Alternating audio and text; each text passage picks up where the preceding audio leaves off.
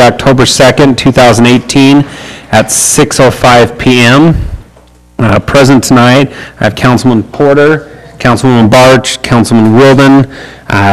Councilman Podesta is asked to be excused, but will be here a little bit later. So we do have a quorum at this time. I've asked Councilman Porter to lead us in our invocation, and then for our Pledge of Allegiance, Garrett Cook from Troop 1032 will lead us.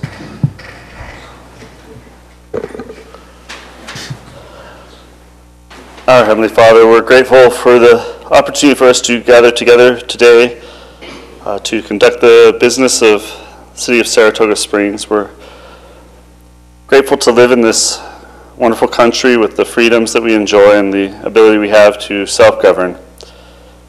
We ask Thee to, we're grateful for the rain and the moisture that was sent, and we ask Thee to please watch over those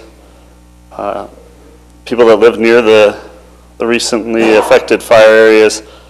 Watch over them, that the rain will not cause any damage to their property or homes. And we are asked Thee to please bless the first responders as they are out protecting us both from fire and from dangerous elements, and keeping us safe, keep them safe. Please bless those men and women serving in the armed forces overseas, that they will be watched over and protected. And we say these things in the name of Thy Son, Jesus Christ. Amen. Amen.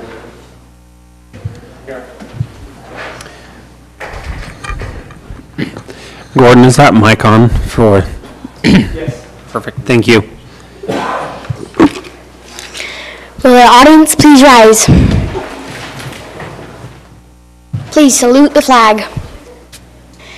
Please repeat after me while we say the Pledge of Allegiance. Honor and allegiance to the flag of the United States of America and to the republic for which it stands, one nation, under God, indivisible, with liberty and justice for all. The audience may be seated. Thank you, Garrett. Okay. Public input. Time has been set aside for the public to express ideas, concerns, comments for subject matter not listed on the agenda. We do not have any public hearings tonight. Please be respectful in your comments. Please limit your comments to 3 minutes. Is there anybody here for public input at this time? Okay, seeing none, I will close the public input. We're going to change the agenda up a little bit. We will start with the minutes from September 19th, 2018. Go ahead. I'll just say I'll move approval of the September 19th, 2018 minutes. I don't believe there's any changes submitted. I'll second.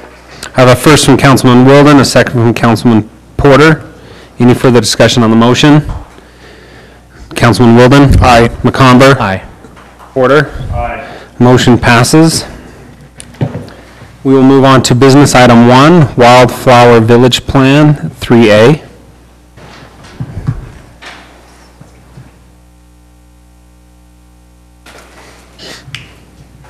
Hello, good evening. I want you all to thank me since I washed my car this weekend. So,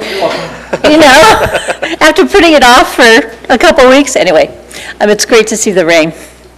Okay, so tonight we are looking at Village Plan 3A in Wildflower, which is the area, and there we go, the area that is west of the Mountain View Corridor. So you can see here it talks about Parcel 1. That's the lower part of Parcel 1 is where a lot of the existing construction is happening. And then on the other side of the Mountain View Corridor is Parcel 2, and it's a portion of that is covered by Wildflower Village Plan 3A. Again, here's another, it's the piece that's kind of in the sage color across the corridor. So to the east. So it is this property right here that's being considered tonight. And it's actually a half of that parcel. So a half of it is Village 3A, a second half, which will come to you, is Village 3B. So the proposal is consistent with the approved community plan. This is an area where it was anticipated that there'd be multifamily housing, sort of as a density trade-off for the Mountain View corridor. Buffer, and a buffer to the corridor. Yeah, and a buffer. So we have cottage singles. There are 50 ERUs, so these are smaller, single-family, one-story, sometimes two, and potential for basements. And then there are townhomes. There are 250 ERUs in townhomes that are proposed.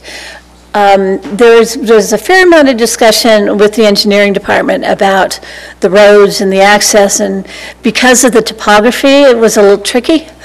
So the plan that is moving forward is one that works in terms of grades and intersection grades and those kinds of things. So we've gotten there after some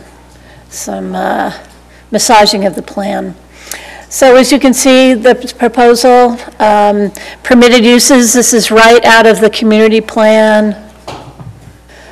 Acreage allocation, neighborhood 13A, which is 3A, basically. This is from the community plan. As you know, the zoning is PC. There is a wildflower community plan, which was approved in February and then updated in February 2015, and updated on July 13th, 2017. Village 1 has been approved and amended and is under construction, and this is the next village plan.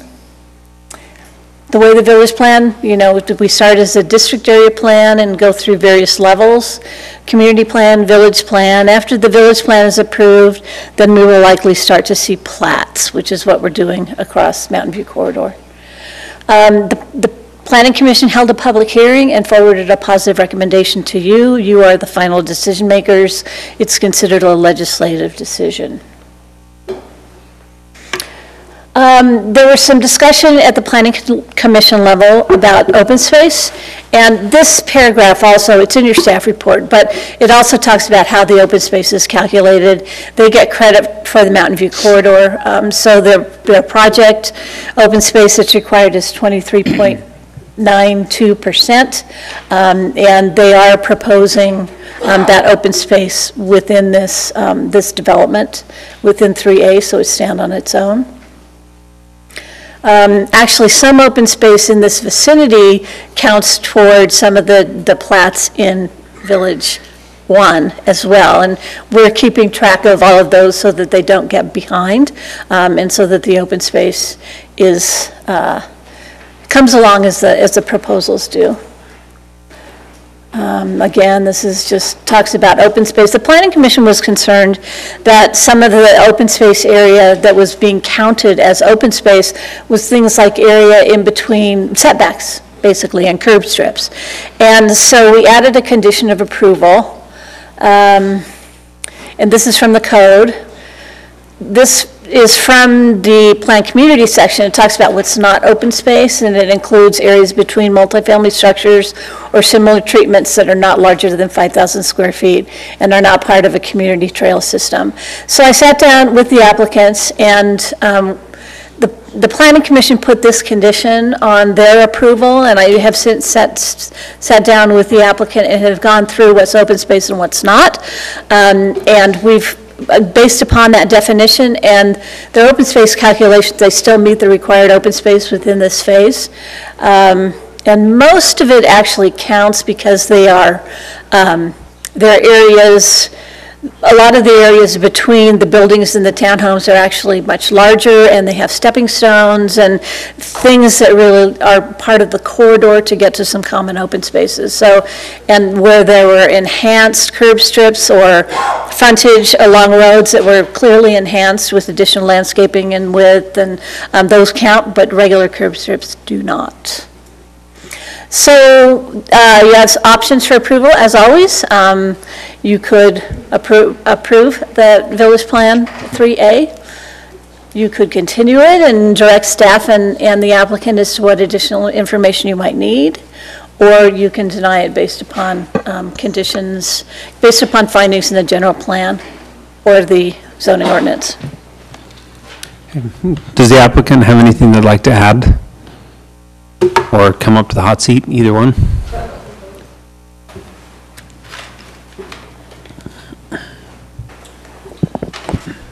You got a new mic. So my name is Nate Ship. I represent the applicant, the LLC, which I forget the name. But which one are we tonight? Tanuki LLC. How could I forget that name? That's what your hat is tonight. Fair enough. And I really appreciate your staff.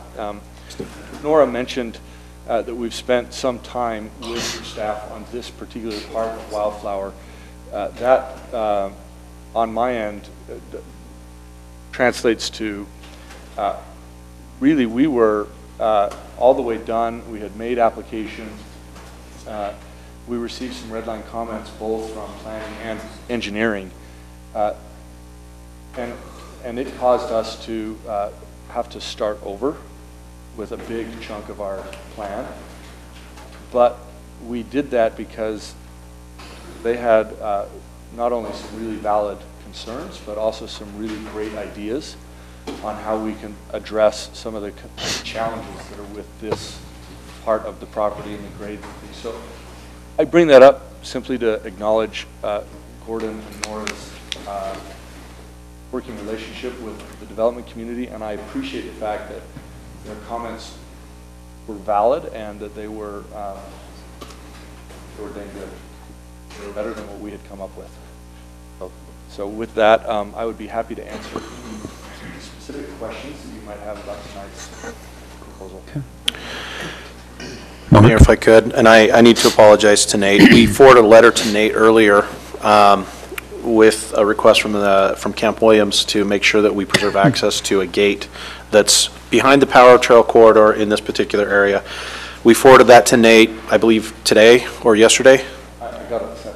Okay, today. So we obviously don't want that to hold up his approval in any way, shape, or form, but we do want to make sure that we address Camp Williams' concerns, and I apologize, it came last week while I was out of the office, and it's just kind of in the process of processing that. So basically what Camp Williams has asked is that we preserve and make sure that they have access to some of their historic gates that are kind of behind the power line corridor. It shouldn't impact the actual development in this area, but we want to make sure that we respect that request and incorporate that request in, just as perhaps, making sure that we address that as a condition of some sort. And Nate, we've not had a chance to talk about it, so I apologize for kind of hitting you cold with it. We kind of just landed on our desks as well, although it was sent last week and we received it last week. So just from that perspective, I just want to make sure that we preserve that, and that could be addressed a number of ways, but just put that caveat on that's something that we look at relative to their request. Nate, would you be okay if that ends up as a condition? Yeah, from my understanding of the letter, the requested access point is actually outside of 3A. Okay. The access would go through the extension of Harvest Hills Boulevard. So if we have a map. Yeah, it would come along Harvest Hills Boulevard and then go up kind of the mine road, the current dirt road that's being used to access the clay pits out near the springs. So I don't think it's going to impact this, but again, just wanted to make sure that we had that issue to be addressed. So to answer your question, Mayor, no, I think that we obviously respect Camp Williams as our neighbor, and we want to do what we can to help them. The concern being we need to sit down with them and probably figure out what all that means, because it does impact the open space plan, an area that is coming before you soon, I hope, is a community plan amendment to Wildflower.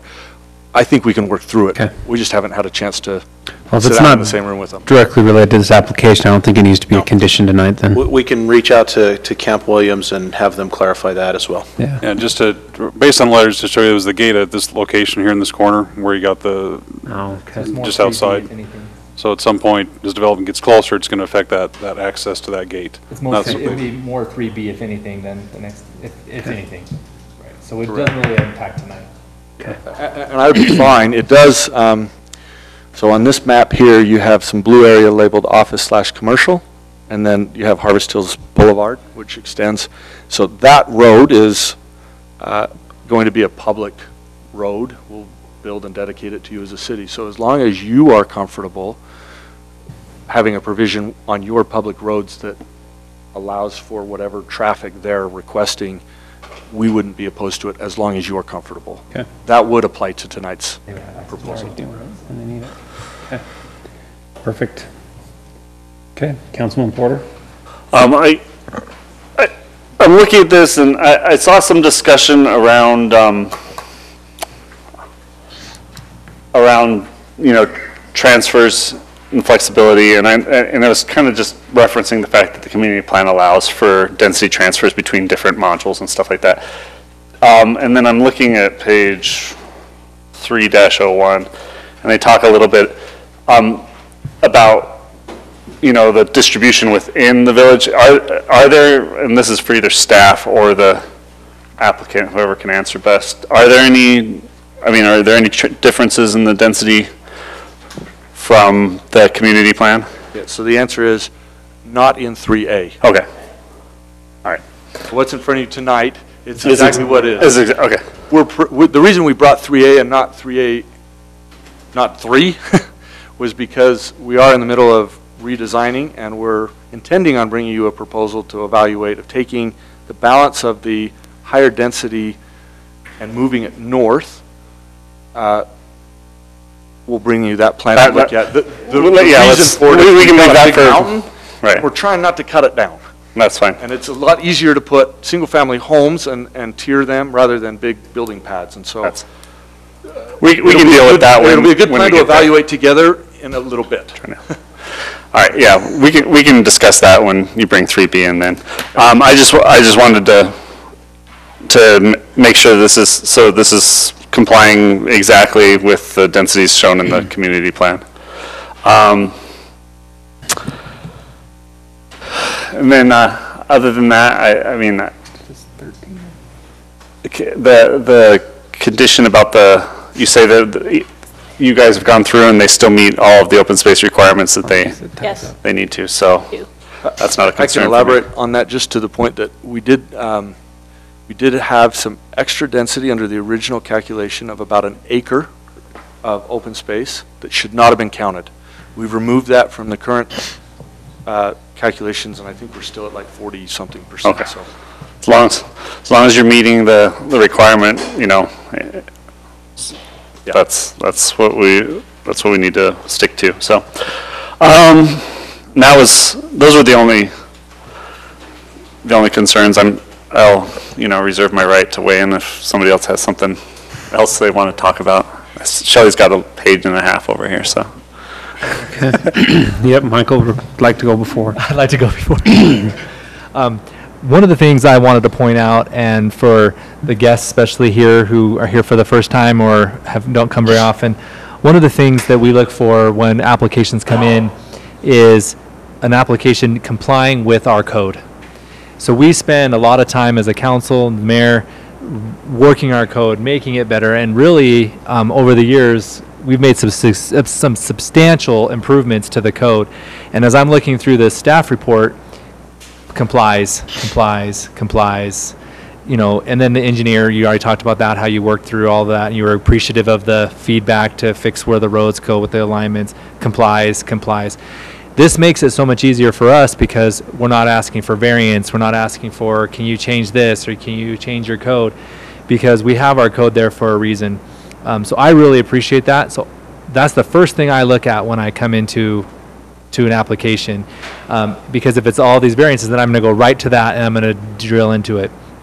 I appreciate staff going into details with the Planning Commission's concern around this open space, because that's immediately, before I even saw that note, I saw that too when I saw the green that you were counting for your open space. And I wasn't as concerned because you were exceeding it to such an amount. I've done this long enough, I immediately looked at them like, they're still going to comply. But I'm glad that we were able to get the real number, because that's the key. We want to make sure that the right numbers are being portrayed to potential buyers, the development, and consistency.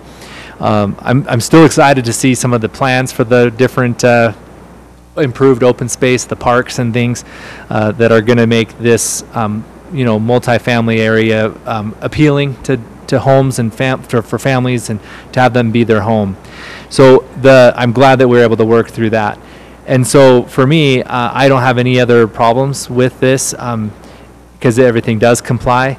And then also the transfer of densities, you absolutely have the right to do that, especially the whole point of it is because when you do come across issues with the landscape or the topography, you can move things around and make adjustments. That's the whole reason why we give that to a large project of this size.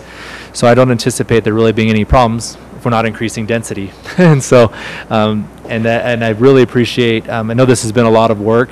I was just talking to many of the scouts about the Mountain View Corridor Freeway, and ironically, your first applicant is building the homes around the Mountain View Corridor Freeway that I was just telling you guys about in the other room. So I'm excited for this project to come in. I think it's going to add a lot of value to the neighborhood, and thank you very much. Mr. Mayor, if I could, Yes. just one comment.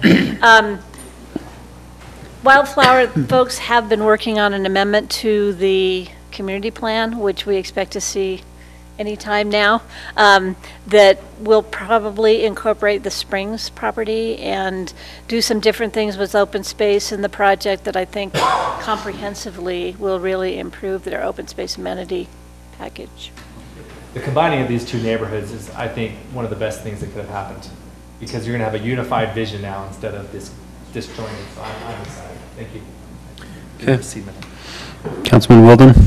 When I went through it, I'd like to reiterate, I like to see a whole bunch of complies, and I'm grateful that you came in and you worked it out with engineering. I tried to get an engineering certificate off Wikipedia before this meeting, and it just didn't happen in time. So I really appreciate you working with our I'm making the point that I appreciate you working with them because that's not my area of expertise or anyone else out on this diode. So I really appreciate that and look forward to the open space. And as always, I just encourage you, like you're doing now, is just keep in close contact with the staff and the inspectors and whatnot. As you know, there's people that live by me that, not my street, one over, that I'm getting regular contact from. So I appreciate you continuing to work with them to address their concerns. So How'd the rain come down today? I didn't get an emergency text today, so I think We haven't got the big rain yet. But thank you for addressing it last time so quickly. yeah. I think we had one big rain since then, and I'm pretty sure we held strong, so. And I did, and it's not for this, so I don't want to talk about it, but I did get a communication I forwarded over to Mark Christensen and Gordon that they'll reach out to you and the homeowner on. So it's not related to this, so I'm not going to speak to it. So thank you. Oh, and thank you very much for addressing. It's nice when the planning commission has a concern around the open space and you come in and it's already addressed. It makes our jobs much easier. I'm sure I could find a crooked driveway somewhere on the plan if I looked hard enough, but that's not our point here. So thank you. Okay. Councilwoman Barch? Thanks, Mayor. Just a couple of comments and questions for staff. First of all, Gordon, can you go through on the sewer plan? There were mentions of, if you wouldn't mind, there were mentions of capacity on the Coyote Run. Isn't that over in Sunrise Meadows? How does that tie in? That would be on their page 1004 or in our packet, page 56 out of 275. I'm going to have to open that up. Okay. Can you move on to other questions? and let me open Absolutely, that yep, up? just in the sewer plan there. Also, Is that part of my staff report? it's in the community plan itself, and I didn't notice in your area that you had made comments on it, and so it says, available capacity within Coyote Run Road previously determined by land design engineering as detailed in the memo of 1267, applying current design flow criteria, but isn't Coyote Run Clover and Sunrise Meadows? I don't know where Coyote Road is. Or Coyote Run. Yeah, I was pretty sure it is, so I'm just trying to figure out how that jives with Wildflower on this side. Or do you guys have a Coyote Or- as well? Is there something that I don't know about? In case you need to change Doesn't, so that ties back to the community plan overall sewer capacity question that was addressed at the time we did the community plan. And Right. there's within that, a couple of areas that the city had identified as being something they wanted us to watch Okay, based on the flows and whatnot. And so this is LEI going back and saying that that this is, that there's limited capacity out there, for instance, on the Posey lift station. And Right. that's a first come, first served basis, and we are not, by this, being vested with that density. Okay. Excuse me, that capacity. Right. Because we're not recording plats and paying the sewer connection points at this point in time. It's acknowledging that right now that's available. However, if somebody else was to come in and use that up, we would have to figure out a different way to sewer this. Okay. Have to figure out a different And I get that on, for example, the connection into the Goldenrod and the connection into the Posey lift station, because that, you know, it all flows downhill. But. So the reason I'm a little bit flat-footed is we forward these community plans and village plans to the master planning consultants. They look at it at the high level, and I didn't get any comment back from them about this. Well, I'm sure they don't know where Coyote Run is. Well, I mean, you would think that you would hope that they would look at all the streets, but it just seems odd that it would tie into this area, because it's a substantial distance Well, away. what they would be looking at is capacity for this development I to think it is drain. substantial. Yeah, it's a ways away, but it's a ways away, so they have to trace it from this property all the way down To the lift station. plant. Right. To the Well, lift yeah. station and beyond. So, yeah, they're looking at it saying. So one affects the other, here, and basically. If you've got Okay. so much here, You know, it's going to offset there. So The glaring issue here is there's a major sewer line that would be installed west of Tractor Supply that this development depends on, and it's not there.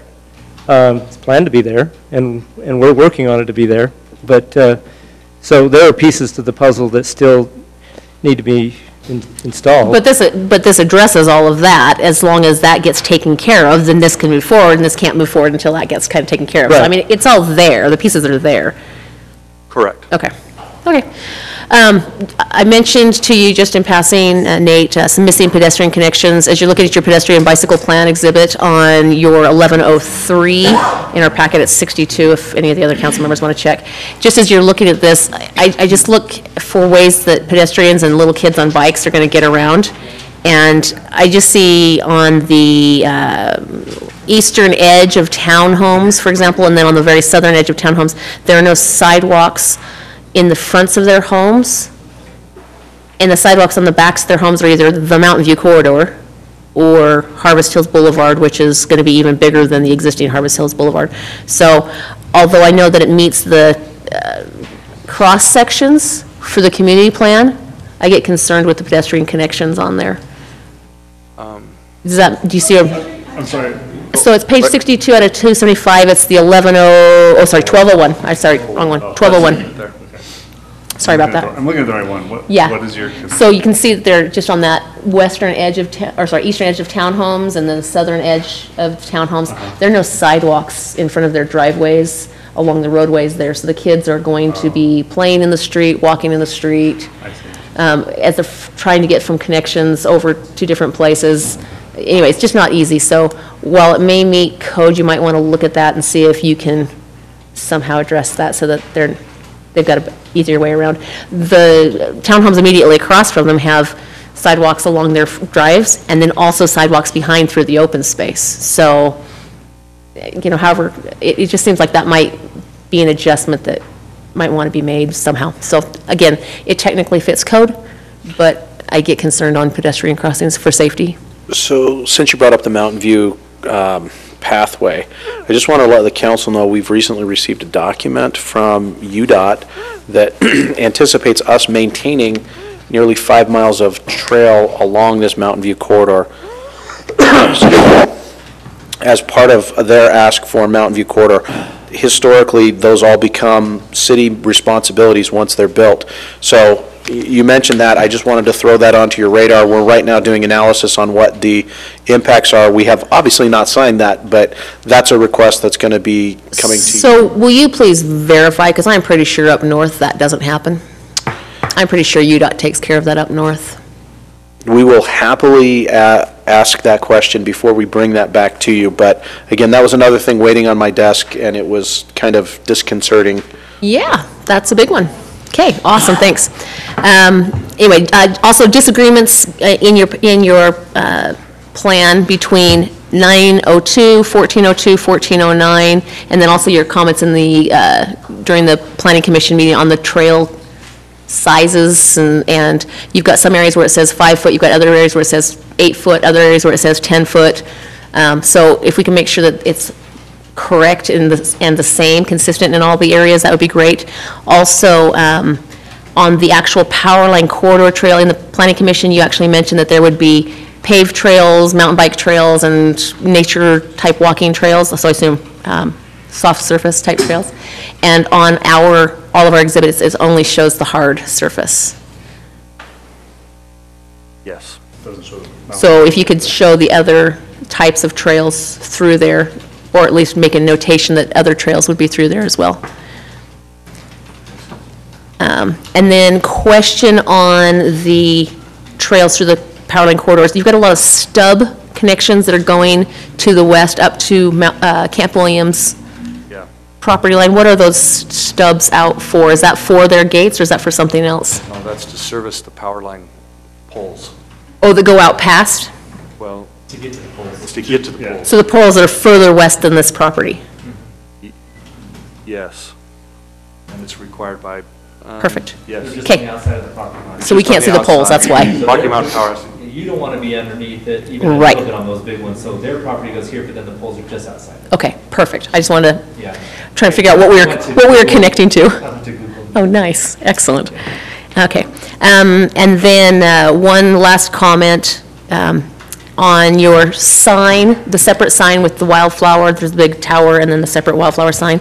Just on the dimensions, it said 30 foot by 18 inches?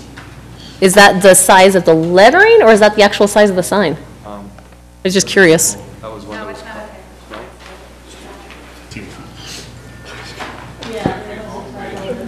Because it seemed a little disproportionate.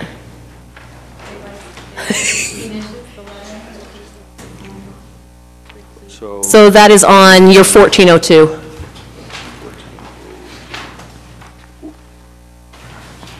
On page 66 of our packet, if the council wants to see it. 1403. So it just says your separate wildflower site is 30 feet by 18 inches. So It seemed a little strangely shaped. we have an updated sheet to that. We've changed that now. Okay. That 18 inches was the lettering height. Okay, that makes more sense. Yeah. So we've clarified that to now be That's for the one with the text wildflower. Yeah, where it says letters only. okay, great. I just want to make sure that it was straightened up in there so nobody came back on you and tried to say, your sign can only be, anyway. Yeah, okay, that's it, that's all I had. I appreciate all your I appreciate all your work, yeah. Wildflower. 2.5 feet away. Yeah, exactly. Car. That's it, thanks.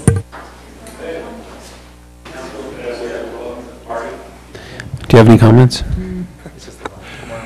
Wildflower. Yeah, sorry I missed the beginning part, but I thought the monument signs looked great. I like the design of that. So that's all my comments at this point. Perfect. Then I will entertain a motion. I'll move that we approve Wildflower Village Plan 3A, DA Nate applicant ordinance 1828, dated today, including all staff findings and conditions, and having the applicant make some of those corrections that were discussed. Okay, I've got a first from Councilwoman Barch. Second. I have a second from Councilman Porter. Any further discussion on the motion on the table? Roll call. Porter? Aye. Barch? Aye. McComber? Aye. Wilden? Aye. Pedesca? Aye. Motion passes unanimously. You're welcome to abstain if you want. If there's nothing outside of the packet. No, that's- nothing. Yeah, so Okay. that stands. We didn't want to force you until, Right. Mayor, you didn't tell him that he was going to be funding part of the project. well, you come late to the party. That's why we renamed it Pedesca Trail. Okay, Sweat equity you'll be putting into that one. we have the code amendment. Thank you for your time. Yeah, the next few items are going to be code amendments. The first one we have here is to section 10-03, or 10.03.03, dealing with some signage issues. As you can see there on the right, this is actually a kind of a mock-up right now of a potential sign that would be involved in this process to put on poles. We're going to put a sign on a pole to tell people you can't put signs on poles. But we like to get some feedback on that as well, but kind of give you an idea of what we've been looking at. So right now, this is basically, we'd be adding the text you see here in red. The language kind of already implies that. We just like to make that a little bit stronger. And so to include the term flyers, and that would also add the sentence, this includes the prohibition of posting flyers or similar items to city-owned utility poles or similar structures. Again, that's kind of implied in some previous sentences, but this just adds a little more teeth to it. And then we have Public Works right now working on some mock-up of the sign, and that one version of it was you saw there on the title page. So, Mayor, one thing that Chief Burton has asked is that we include the code section in that as well, just so that we make sure that it's an easy thing to enforce. In the signage? In the signage itself, so that it's tied right to it. So, which that's fairly common. You see a lot of cities that, or I've seen a lot that actually will post the reference there. So it causes a lot of damage when the duct tape bakes on. Okay, is there any discussion from the council? This one's I do have a question, and maybe it's in there and I didn't catch it, but and I could have looked this up on my own, but what's the consequence to an individual if they put a sign up? Because this is going to take some time, and I don't want someone to do jail time for, and I know I'm being extreme, or even a $500 fine. 90 days in jail, and you want to change that? Take them to your front door. Well, I know I'm being a little facetious, but. Yeah, I'd have to turn it over to Kevin for what the legal ramifications are. There's a lot of talking going on. Sorry. I just can't hear. The mics work this time. Yeah, it's, what is the consequence if someone violates this? Turn that over to Kevin. Especially in the beginning. It's going to take some learning curve, and I think it would be disingenuous of the city to fine someone $500 for a first offense of a yard sign sale. Yeah, so this is just going to go through a regular code enforcement process, and the code enforcement process is fairly lenient. I wouldn't say lenient, but it's focused on coming into compliance. So it would start out with a notice of violation and like a give warning someone or enough something time like to correct it. Okay. Or it could jump to an administrative citation, but oftentimes what I've seen is the warnings happen first. So it's not until someone just continues to violate it and ignore the city warnings and the notices that we take the next step of. No, that sounds good, and I apologize for interrupting earlier. I just knew that Kevin was going to have to respond. I just don't want us to be bringing the hammer down when there's going to be an educational period. well, so the challenge with that, though, is typically we give 21 days for people to come into compliance. And if people are posting signs and then we're giving them 21 days to come into compliance, we might as well not pass this and post the signs. Well, the days, that's not what I'm talking about. It's like if it's a repeat offender, you can give them a warning, use good judgment. If it happens one time and we're fining $500 or $50 or $25, I will not support this, period, because that's not right. But I don't think that's the case, and I have full confidence in what you guys will do. The 21 days, I totally agree, doesn't make sense, but there's other provisions. In the code enforcement, because this is being added to graffiti, so I don't imagine the 21 days doesn't apply to graffiti. the code enforcement process, it has two different tracks. One, a citation track, where if it happens, the person's cited, and then there's the notice of violation track. And that's for an ongoing violation, typically yards not being installed, where you put them on that track of sending notices out and giving them a certain time period to comply. So this would actually start on the citation track, but what I've seen many times happen is the warnings are issued first before a citation is issued. But the code enforcement program can speak to that, but I don't see too many administrative citations. Shouldn't this be called out different for like a 24-hour to get into compliance? Because the issue is the tape's baked on and we're pulling all the powder coating off and ruining poles. It is, that's the problem. If you want us to issue warnings, by the time we issue a warning, their yard sale's over and they won't come back again, maybe not in years. So if we it's an enforcement issue. The warning would just be like you're speeding, the officer decides to give you a break and issues you a warning instead of a citation. You're placed on notice, you violated the law, and a lot of people won't speed the next time. I'm- That's what I'm thinking. I'm fully comfortable that you guys have exercised good judgment in the past, and you'll continue to do that. I'm not concerned. I just wanted to make sure that there wasn't something being added, so. If you want, we could, so. I'm totally according to good. the fine schedule, No, right now, this is an unspecified fine amount, so it defaults to the $100 amount. You could specify a fine amount for this But citation. right now, the judge takes care of that, right, in the Ace Court? Correct. I'm fine If with someone that. appeals it, if someone appeals that amount, or that citation. we don't have a problem right now, so I don't want to legislate an apocalyptic scenario right now, so. Did I pronounce it correctly? Yeah. Mayor? What? Yes, you did. Okay, so, sorry, I didn't mean to go down that rabbit Went hole. from science to an apocalypse. Okay. So I was going to, if I can, Mayor, I was going to mention the fines also.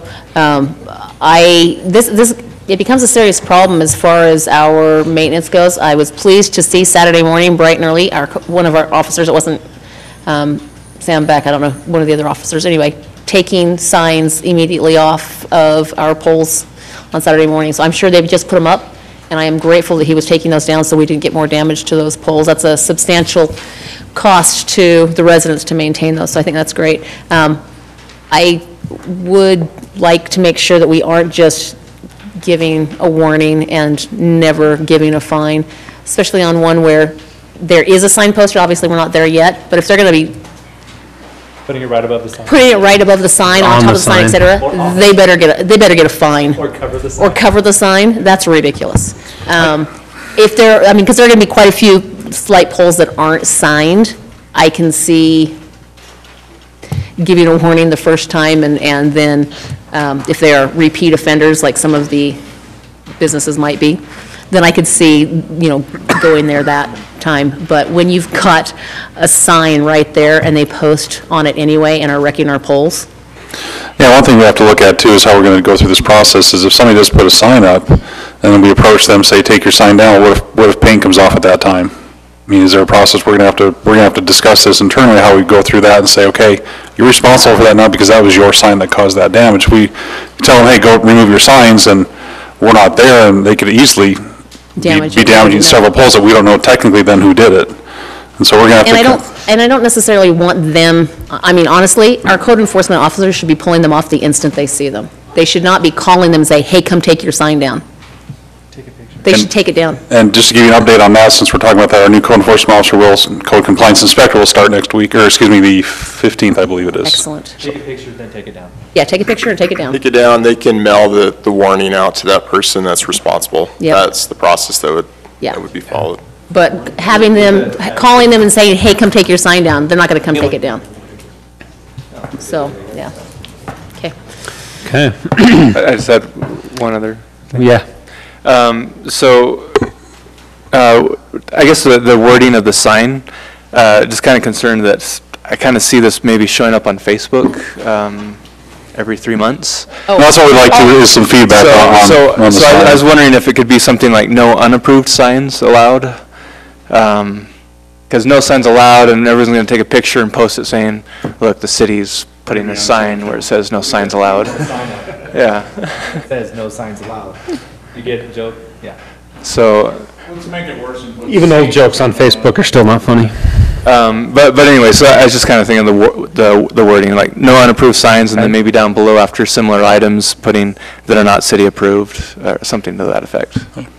But that's all. That's an easy, Okay. So will you bring, I guess you... they can do it. fix They can fix it from there. You can, Yeah, let's work on that internally. I will entertain a motion then. I'll move that we approve Code Amendment Title 10, Section 1003, unlawful to apply graffiti or flyers, Ordinance 18-29 dated today, and there was an additional request to add something in there. Add the actual code. Code reference on the sign. So if we have the code reference on there, we're great. If we ever recodify, then the signs are now out of date. So that's always the risk. Including the applicable code reference. And that it's an official and working internally to fix Wording. Including The the wording, information yeah. as Then I'll stated by Councilman McComber. I'll second that. I have a first from Councilman Wilden, a second from Councilman McComber. Any further discussion on the motion? Kadeska? Aye. McComber? Aye. Wilden? Aye. Barch? Aye. Porter? Aye. Motion passes unanimously. And just real briefly on that, this doesn't have to be part of the motion, but right now it's shown in blue. The poles are black. Does council have a preference for the signs to be blue or black? Orange, pink? Black makes it disappear if it's on the black sign. I say use good judgment. Use good judgment. I would go with black, because then it doesn't stand out. Because people, when they go up to it, they're going to see it. I like that, black with black text. I'd rather not see it when I'm driving by. If it's blue, you'll see it when you're driving Okay. by. We'll work with black. Okay. I'm sure you'll make it look nice. Public Works. It's your call once you take a look at it. Okay. But if it's wrong, Shelley will let you know. We'll put them in blue in Shelley's neighborhood. Don't put black elsewhere. Okay. Next item, we've got multiple amendments to Title 19 North. If you want to bring up that Word document there. We can go through these individually. I assume there's probably several that probably don't need much discussion. There's some that probably are going to need some discussion, so take your preference, Mayor. How do you want to proceed? Go through individually or just have any comments? Let's just go through them quick. I think most of us have read Title 19 more times than we've read other things. Bedtime stories, yes. No, it's in the file. You got to open up the file folder there. Let's just start working from top. Right there, yeah. Get it done. Yep. No, we can do it in one vote. Okay, 1902. So do you want to go through them individually? Let's just start going through them, we'll do one vote. Just add in some definitions, commercial. There's been some issues in the past, we didn't know where commercial, what the definition was, or brought up some issues. So we've got a commercial definition. We've referenced Jordan River Meander Corridor, high water mark, Utah Lake compromise line. Those are referenced already in the code now, but there was no definition of those. So we've added those definitions to there. The land use table, you see there. Right now the code requires that every lot, if it's a corner lot, whatever the minimum lot size in the zone, that lot now has to be 10% larger on a corner. You get to the bigger lots, it probably doesn't make sense to do that. So we've added here that lots going up from R110 and below, excuse me, those have to be then, on a corner would have to be 10% greater. 1 acre, 5 acre, do you need it? The whole purpose is because the side street setback is greater, so that kind of narrows down the buildable envelope a little bit. This just gives a little more area then. Perfect. Temporary uses, let's see how this works, scrolling through here. City approved special events, this came out from the special events coordinator. They want to be able to allow some types of temporary uses if the city approves that in the neighborhood. Again, this came from the events coordinator. Up at the If top. you have a comment on Sorry. section, let's do it by section. If I can jump in really quick, sorry, go back. I didn't know if you wanted to just jump in during or not. I'm sorry, the commercial definition, there are lots of nonprofit commercial entities. We did discuss that. Yeah, so that's got to change, because it can't just be for-profit. The city is a ginormous commercial business, and yet we're nonprofit. Generating or collecting revenue, problem solved. Is that That's what I would Take suggest. the word profit out, generating. perfect? Okay. Yeah, generating or receiving revenue, goods or services. Excellent, thank you. Good, I would add goods or services. Yeah, goods and services are in there. I'm going to go back to here. I think it's be a little easier scrolling. I guess I should read. That's fine. That's what I do here. Just basically So instead of realizing profit, but just generating, Generating revenue from the sale. No, you don't want. can't be profit. She wants nonprofits being good. I just in generating revenue Yeah. from the sale or collection. goods and services. Then you're collecting like DI. Well, DI, Red Cross, U of U, receiving BYU, I goods, mean, so they're would all kinds of stuff, right? Yeah. So, I mean, I'm thinking what he just said qualifies across the board. Yeah, I think that's great. Very good catch. Thanks. So your wording again, Councilman Wilden? I don't remember now. To generate revenue. Within, Yeah, the intent of generating revenue from the sale or collection of goods or services. And take out 2 others. That doesn't need to be there. 2 or 4 others. One entity just sells us stuff. 2, to 4 and from their on own behalf stuff. of. That's what I was just saying. The intent of generating revenue from the sale or intent? For the sale of goods, sale or collection of goods or services to Yeah, others. adding collection in there is good. Because then you have a commercial building that doesn't necessarily generate revenue. They may just collect Collect it stuff. and give it to someone else. Or the Bishop Storehouse. Okay. Collect the goods. Okay. Okay, cool, thanks, sorry. Okay. Next section. 1906. 190605, this is just to add to come in line with state law as far as these numbers go. 190608, artificial turf in a residential zone. We've got some standards here. This was asked by staff to bring a proposed text to the council to discuss. I did look at several cities. A lot of these different requirements, kind of a conglomeration of various cities and what they require as far as type of material, the construction of it, that sort of thing. And so with that, let's open that up for discussion. Okay.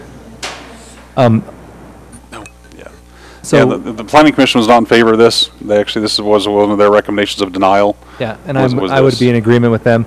I think that the reason why is just it comes down to, and Councilwoman Barch will probably speak to this too as well, but it's the heat aspect of this. It's the heat island aspect. It does not regulate the heat. Also, it's the maintenance. Grass grows and you cut it, and it grows and you cut it. Where in here would you have to go in and replace it if it starts to blow away in this amazing wind that we have, or it gets damaged, Or or vacuum it. someone's car goes on it and it rips it up? Turf is a lot easier to go in and replace. I personally I remember this came up, you'll actually remember this, it came up 7.5, 8 years ago, and at the time, we actually had residents come in and said that they did not want it. This time, it's not, because, obviously, this was in a much bigger amendment update. Back then, it wasn't. And I've also seen artificial turf in other cities, and I don't think it meets the mission and goals of what we're trying to accomplish as a city and what we have established as precedent for the year, or for previous, over the previous years. And so I'm not in favor of it, mainly the heat islands, and then I don't think that it has the same ability to maintain its maintenance, especially, just the wind the other day, it was insane. And I have a neighbor who has a little putting green in the back, and it was gone. So he lost his putting green, and it was like 3 neighbors down, the AstroTurf was. So that's where I'm at on that. So I know that it was requested to be brought, and I appreciate you doing the research, but I would not be in favor of allowing AstroTurf. Do we need to allow it somewhere in code, or schools are just exempt, right? Because Schools are exempt.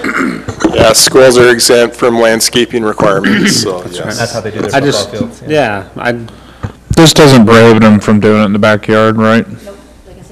So, The side and- I guess wasn't- I'm the one that asked staff to look into this, as I'm sure everybody here knows, so. And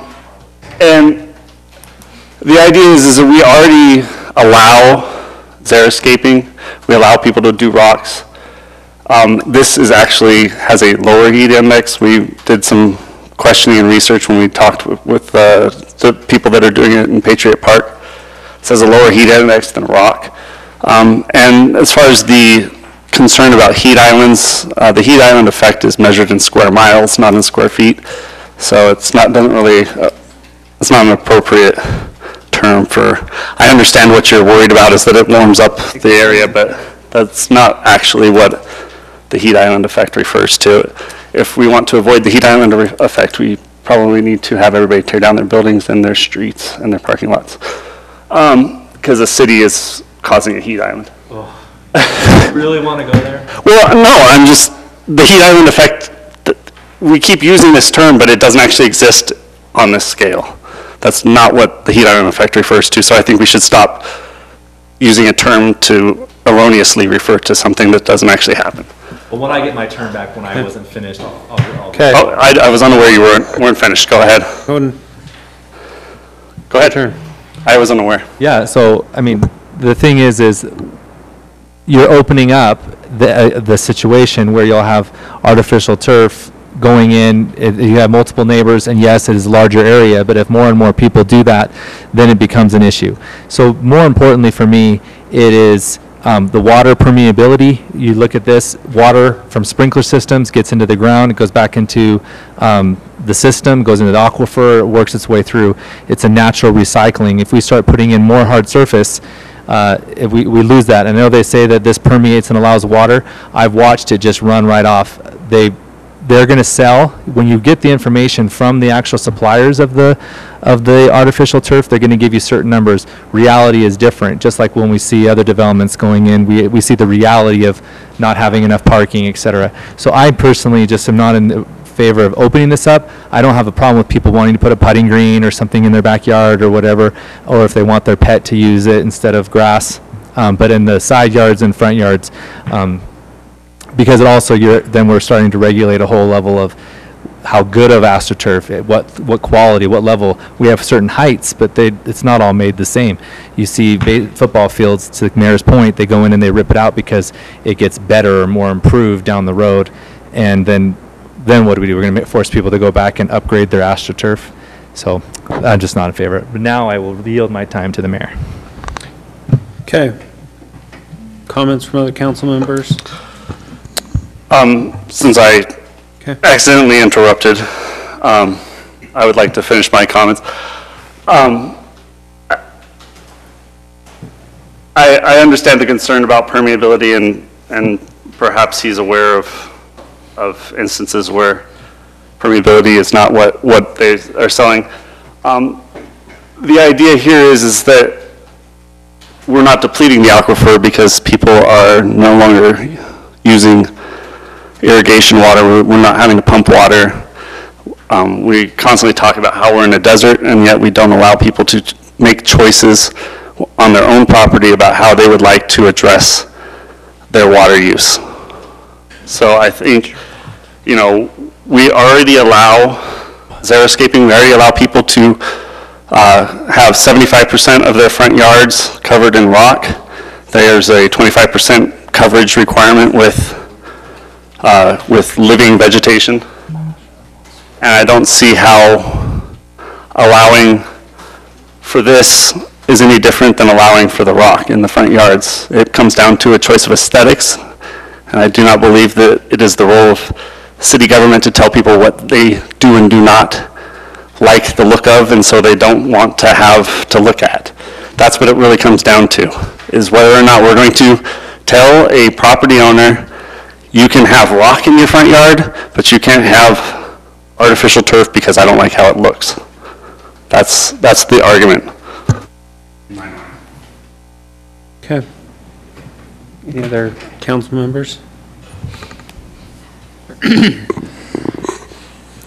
Yeah, I guess we haven't had, or I haven't been part of discussions on AstroTurf. And sorry, I would just like, AstroTurf has a connotation, which is a negative connotation that's being used for that reason, because it is a brand, and it is not what this is referring to. Sorry, politically correct, artificial turf version. Here, hold your hand out and I'll slap it. Yeah, it's a toss-up. I understand the heating aspect of it. I mean, I've been over to Eagle Mountains new park that has that, and our kids are burning their feet on it all the time. I mean, they can't really use it, but that's buyer beware on getting their own turf. Yeah, and I'm for xeriscaping aspects there.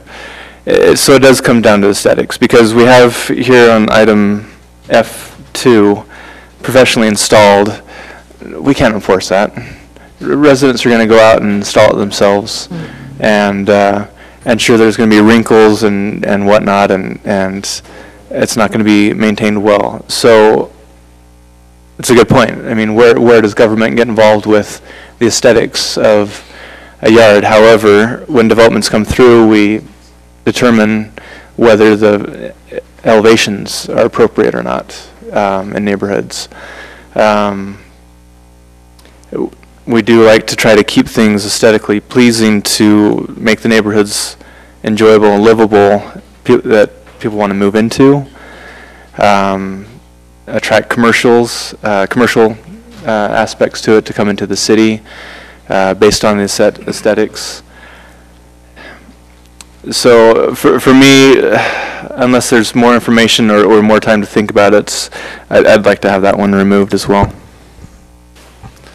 Could I just ask Councilman Podesta a question? Yeah. Yes. I have a dead patch in my lawn. I drive by it all the time and I hate it. I know. No, I'm kidding. Should that be something that the city should prohibit me from having? It is, because we're just, his point is that we want to avoid things that can become ugly. My lawn became ugly. Yeah, well, and to a certain extent, I mean, when a lawn is completely dead, doesn't the code enforcement step in on that? And so that's where, you know, I don't want to nitpick like small things, because, you know, I come from an HOA and we had very strict rules at the beginning, and we loosened those up because we felt 3 weeds in a yard wasn't worth a fine.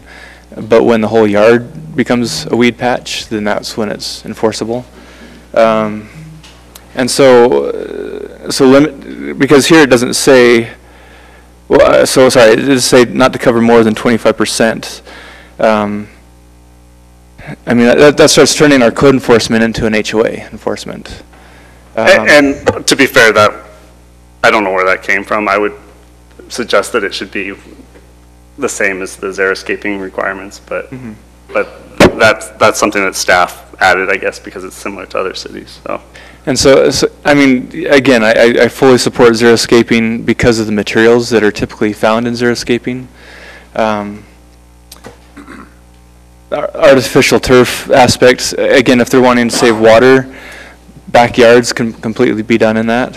I'm thinking I want some Boise State Smurf turf. I think what I'm looking at is the long-term maintenance and care of that would be causing more issues, and possibly how does this get enforced in HOAs that don't allow it? Well, and sorry, that was one thing that I did talk about staff with, is that when I brought this up, I said we need to even delay the implementation maybe 6 months and make sure that HOAs are allowed to go in, and if they want to prohibit this in their HOA, then they can make a rule to prohibit it before it's allowed. A lot of HOAs, it's going to take 2/3 of their membership to vote in favor of updating it. From what I'm hearing from Councilman McComber, that's the prevailing. Please, 2/3 is impossible to get. It is. Like whenever we've tried it in our HOA, we get 1/3 that vote overall, let alone vote in one direction. You're just talking about getting a quorum kind of thing. Oh, I see what you're saying. And so that automatically puts the HOAs in a tight spot where they can't update theirs, and all of a sudden they're saying, well, city's allowing it, we're going to do it. Okay. I just wanted to understand that concern. Yeah. That's all I have. Councilman Wilden? I guess I'm the least passionate one in this group about this particular issue. You know, I appreciate staff bringing it forward. Councilman Porter's been asking for it for a while, and I was supportive of at least having a conversation around it. It's not necessarily a mountain one way or another that I want to die on, if that makes sense. And so there's already 3 nay votes on it. My standpoint is, if they meet the existing code and they want to augment it with that in addition to what they've met, I don't see any harm, but that's not how this is written. So we'll just move forward. Because at that standpoint, and maybe it went down the path it wasn't intended, is if you meet the code as it's written today and then you want to augment it with additional stuff that looks good, I wouldn't have a problem. But again, it's not written that way. And this is my recommendation, Mayor, so we just move to the next item. Okay. Sounds like we got a recommendation to move to the next item. Any other And I think that votes to have it removed. Well, we can do that in the motion. Yeah. Okay, next item would be fencing. This came up not too long ago when we're talking about fencing of easement corridors. Technically, most lots have public utility easements. That could be construed to be an easement corridor. Well, we don't require houses to fence PUEs, so we take that out. Then we'd also add that you need fencing along canals as well, and so we'd fence canals. Required minimum parking. Hotels right now we have 2 stalls per room in a hotel. That's a lot. That's excessive. And so we dropped that down to 1 bedroom, plus 1 per employee at the highest staffing level. We did consult with some hotel chains and asked them what their standard was. It was 1 stall per bedroom. And so we're going to also add in that we need 1 for an employee as well. So with that should be plenty of parking for things. We're getting close to for our first hotel coming. So We're hoping, yes. it's good that we got this now. Building occupancy permits, this is to follow along with law, basically. Building permit can't be held up if there's life safety type issues. If everything is met, if there's some things that are not life safety, we cannot hold up any permits. This was a change in the state law that happened a few years ago. We've been applying the code in accordance with that, but Now we're catching. this was a good chance to clean it up, so. Perfect. Okay, preliminary subdivision plats, Gord Minor, city engineer requested, and this falls along with state law anyway, is that boundary surveys of an ALTA need to be filed with the Utah County Surveyor's Office. So we'll put that in the code here. Vacating or amending a subdivision plat. The process right now is that if somebody's going to come in and amend a subdivision plat, typically the utilities will not see that until somebody takes a Mylar to them to say, will you sign this? We're vacating one of your easements. They may say no. They may say, we've got a line there. We can't do it. By that time, the owner, the developers put in money for a surveyor, for application fees. So what I was familiar with in previous place I worked was that we required letters from the franchise utility companies in the city at the time an application came in. That way we know they're good with this process. It'll also tell the applicant at that point, someone says no, well then they can drop it at that point. There's no need to go any further on the process. So this just gets some notification ahead of time. I think Starts the loop at the end. Right. Underground installation of electrical and communication facilities. This would be a totally new section in through here to put those things underground. That can be put underground.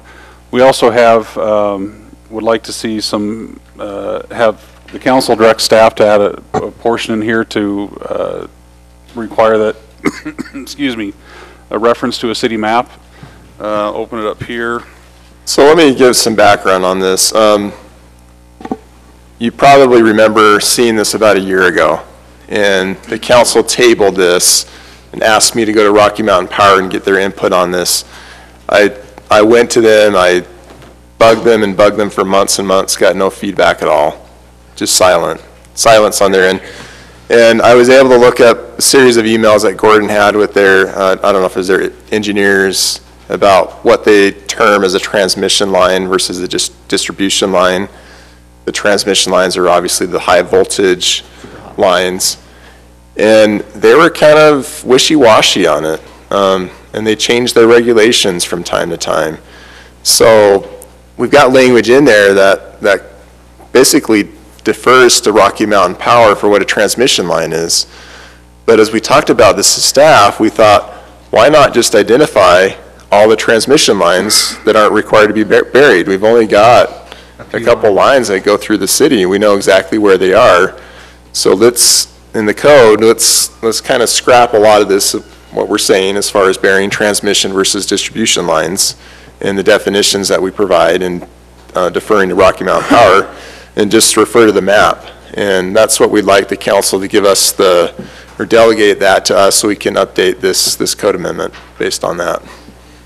And since we don't have that map, can you go through and show us what you're talking about and wanting Yeah, to we do have a map. The map David's is got on the that. screen right now. This is prepared by Brian in GIS.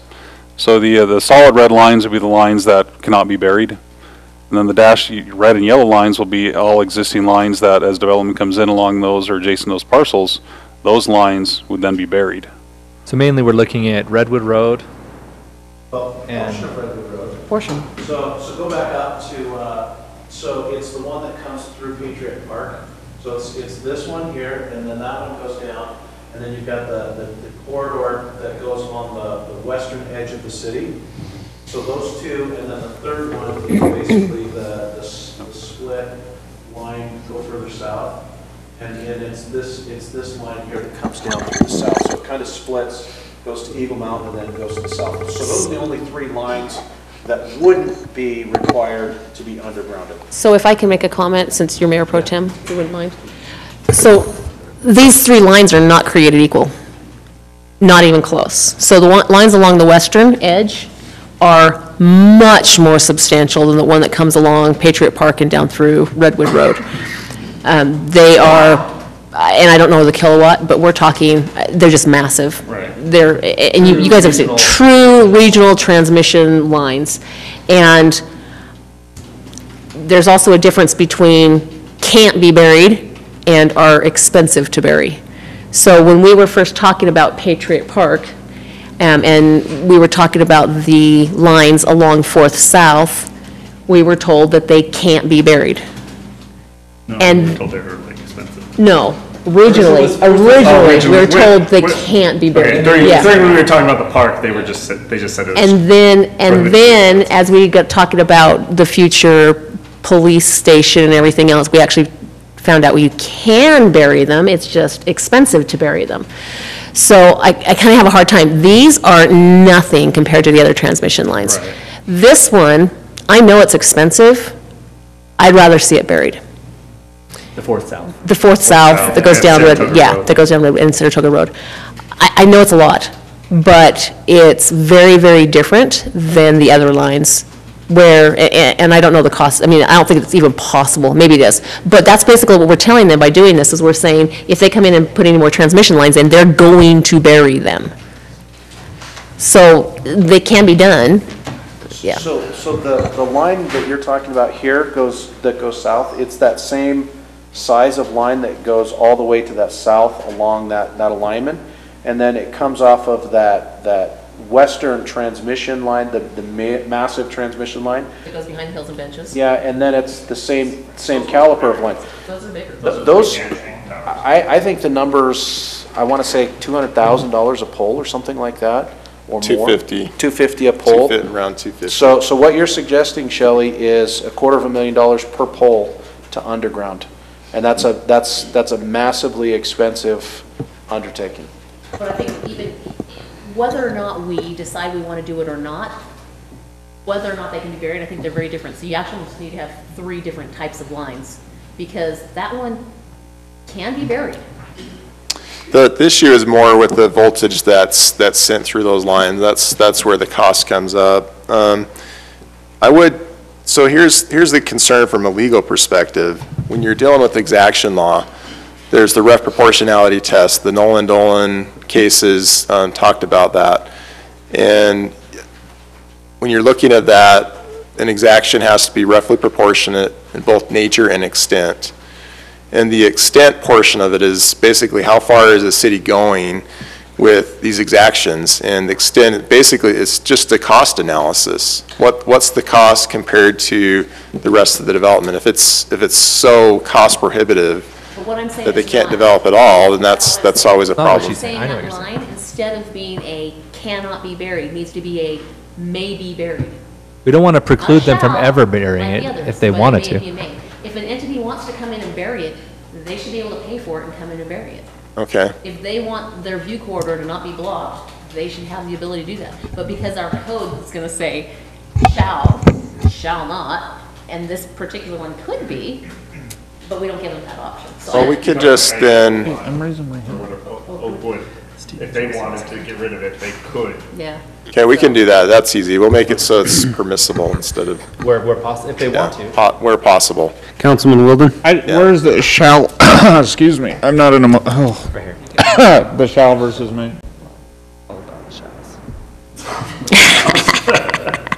Oh, there's the shall. Okay, thank Yeah. you. Well, it says shall, but then it says an exception is an electrical transmission line.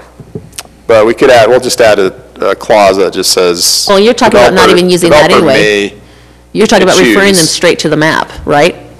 Instead of using the exceptions, you want to use Well, the we're map. going to say, okay, this is, let me clarify what under exceptions, we'll say, instead of as defined by Rocky Mountain Power in the Utah Public Service Commission, we'll say, as defined by city utility map, transmission lines, whatever we call it. And then we'll say also, if developer chooses to bury that, they may. It's up to their own So what discretion. we're asking is this one get reworded and brought back, so we're not writing code tonight. Yeah, I would. Well, the only thing that's changing is just, if you look under three. It's only changing yet. That's true. You don't need to change any of this, but all we would do, instead of having in parentheses, as defined by Rocky Mountain Power, we would say the city, as shown on city utility map. Okay, Councilman McComber? So my question is, we're identifying on this map these three main routes. What if a developer tries to come in and add another transmission line or That was Rocky the other Mountain thing. Power? I want them to have to then bury that line because it's new.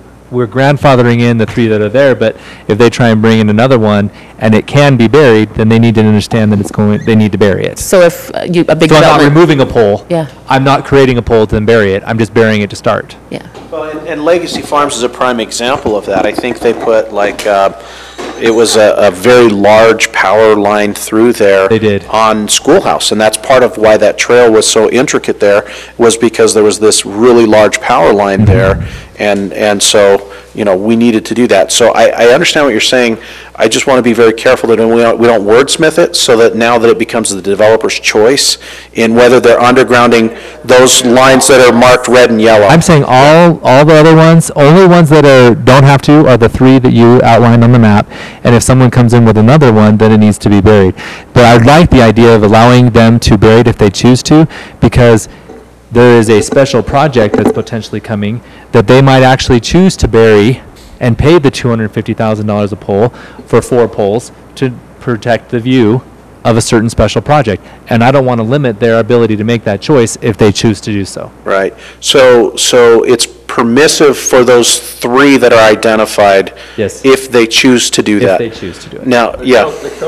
And it is allowed. The code says that, but we'll clarify, we'll add a And then phrase to it. yeah, basically that it's allowed. And we'll also make sure that we say as, New limited, new construction or. new construction of transmission lines need to be buried, if allowed.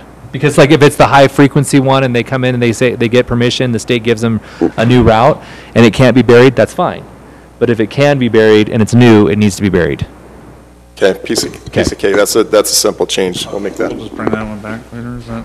So do we have direction from council, then we can make that change and not have to bring that back to you? If you can work it and show us by the time we're voting, the change. I'd want to see it. I would say let's just bring them. Okay. That's fine, I'm happy to bring it back. Vote on something that I couldn't Well, see. yeah, we've just been saying we're going to try not to write code on the dice. Probably the better thing to do would be have an actual illustration within the ordinance, so we make sure that doesn't, the city utility map doesn't change, so Sounds like it's that could it's be your set in action stone, and it's That's a adopted. takeaway for you. Okay. Okay.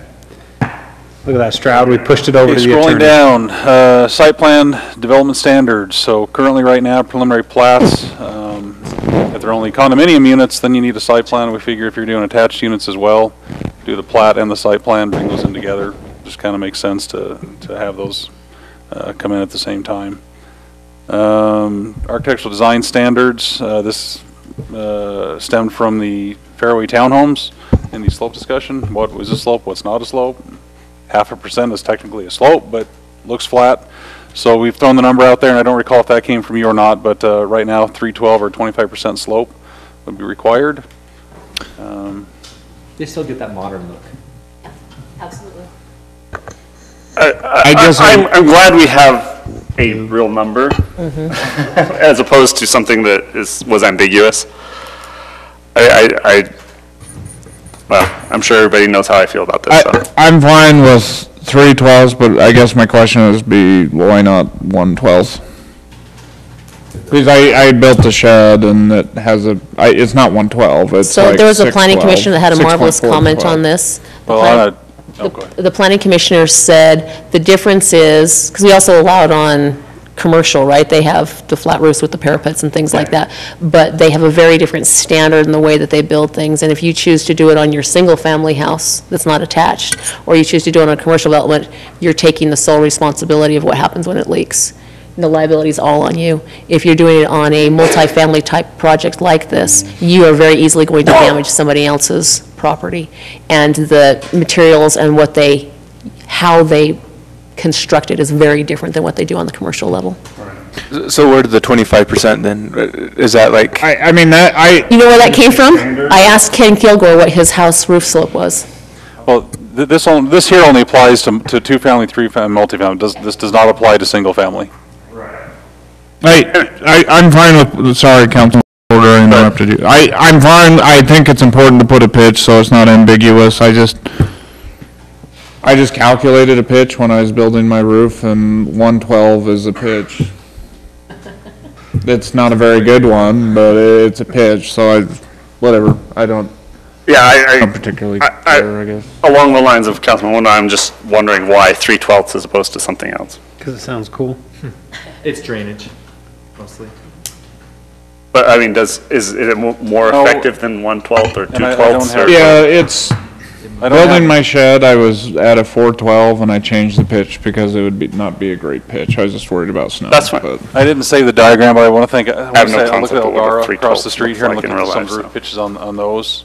I want to say those are right at about the 312, 25%. That's fine. I'm not a roof builder like Councilman Wilden, so I don't have any clue what 3/12 looks like in real life. For every 12 inches, you go up 3 inches. Thank you. I understand fractions. I don't. Well, I was wondering. I don't know. I can't think of any buildings I know of that have a 3/12 other than Ken's house, I guess. Yeah, and That's fine. I'm fine with it, and if it ever becomes a problem, we can look at it again. Okay, moving on, Architectural Design Center, non-residential. Right now, it's required to have air conditioning units inside a building. Doesn't make sense to put those in a building. Those have to be on the outside. What's that? Where does it happen? We haven't told them. We said put it on the outside. Excuse me. We've had some discussion in the past. I believe this came through when the South Valley Equine and metal buildings. Allowing metal buildings for agricultural, residential, agricultural, and rural residential, as long as they are for a bona fide agricultural use, as it's already defined in the code. So like a shed in someone's backyard cannot be metal then? I guess if you want to house a horse, a cow, milking cow. Chickens. No, can't be in those zones, so, yeah. Billboards. Again, some sign issues here.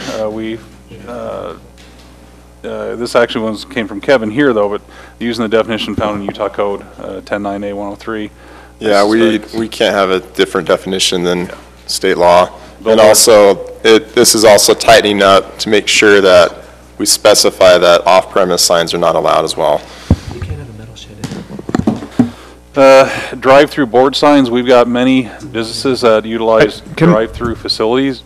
No, yes. Okay. Can Mayor, may I? Yes. I wanted to go back to the metal shed. So we're saying that someone in a residential zone with a fenced yard can't have a metal shed, and if we're saying that, 25% of the city is immediately non-compliant. Wait. I got this for you. It goes like this. 90% of those, almost all of them probably, are just ones you buy off Home Depot's lot. Those are non-permitted. It doesn't count anyway. You're under 200 square feet. But the bigger ones are permitted, and that's when it applies. Oh, we're talking about, so if they're... You're talking big metal ag buildings. Non-permitted, got it. I thought you said they're like prohibited. Under 200 square feet does not require a building permit. So if I could make sure, I'm not going to do it here, but I need to talk to you offline because I had a resident complain about a shed that was going in behind her house. And it's humongous. It takes the entire length of the person's backyard behind their house. Oh, wow. And it was, they said, the homeowner said they got a permit from the city for it. Let's talk after. Yeah. Okay. So if it's under 200 square feet, you could build a metal garage. For your Barbie car?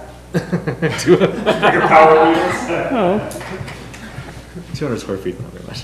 Yeah. Motorcycles, ATVs. Motorcycles, ATVs, yeah. Okay, so can we move on to signs then? All right, so we talked about the billboard. Drive-through board signs, we have several businesses in the city that have drive-throughs, yet we don't have any way to regulate their drive-through signs, and obviously that is a component of that type of business, and so we have to have, Like the menu board? yeah. So that's my only question on that is, can we maybe change the verbiage to say drive-through menu sign or menu board? I think we something have like that, that's going towards more content regulation. How do you differentiate from the one that says Well, enter? no, my problem, well, my That's its problem own is, yeah, classification. my problem is that a drive-through board sign, so you know when you go through the drive-through and it says maximum height 8 feet or whatever else, that usually is actually a board. So, I don't know, I have a hard time calling it a drive-through board sign.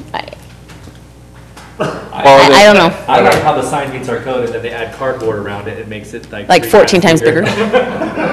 But going in through the definition, then it kind I'm of just happy expands the on restaurants what are packed. that type of sign is. Okay. Feather banner signs, we've got the picture here on the Get those side. out. I'm throwing that out there to ban those. Thoughts on that? I thought we already had banned them, we called them flag signs before, I think, and so now they're coming up with a new name for They them. can't use it on a grand opening They can under the Not if special they're permits. banned, no. with the permit? Not if they're banned. Yeah, I don't want to ban them for a grand opening. Those are good for grand opening. Look at Mod Pizza, right? Right, there's two other out there right now. Yeah, and it's good for a I grand want opening. Fat Cats to be able to have it too. Well, and, No, theirs will be electronic flat. and a lot of, Sweet. a lot of realtors are using these go home. for like, open houses, model homes, things like that. So we just strike this? Well, I mean, if you think you need the definition separated and call it a feather banner sign, because we don't have that, I thought we covered under flag sign, but I don't know.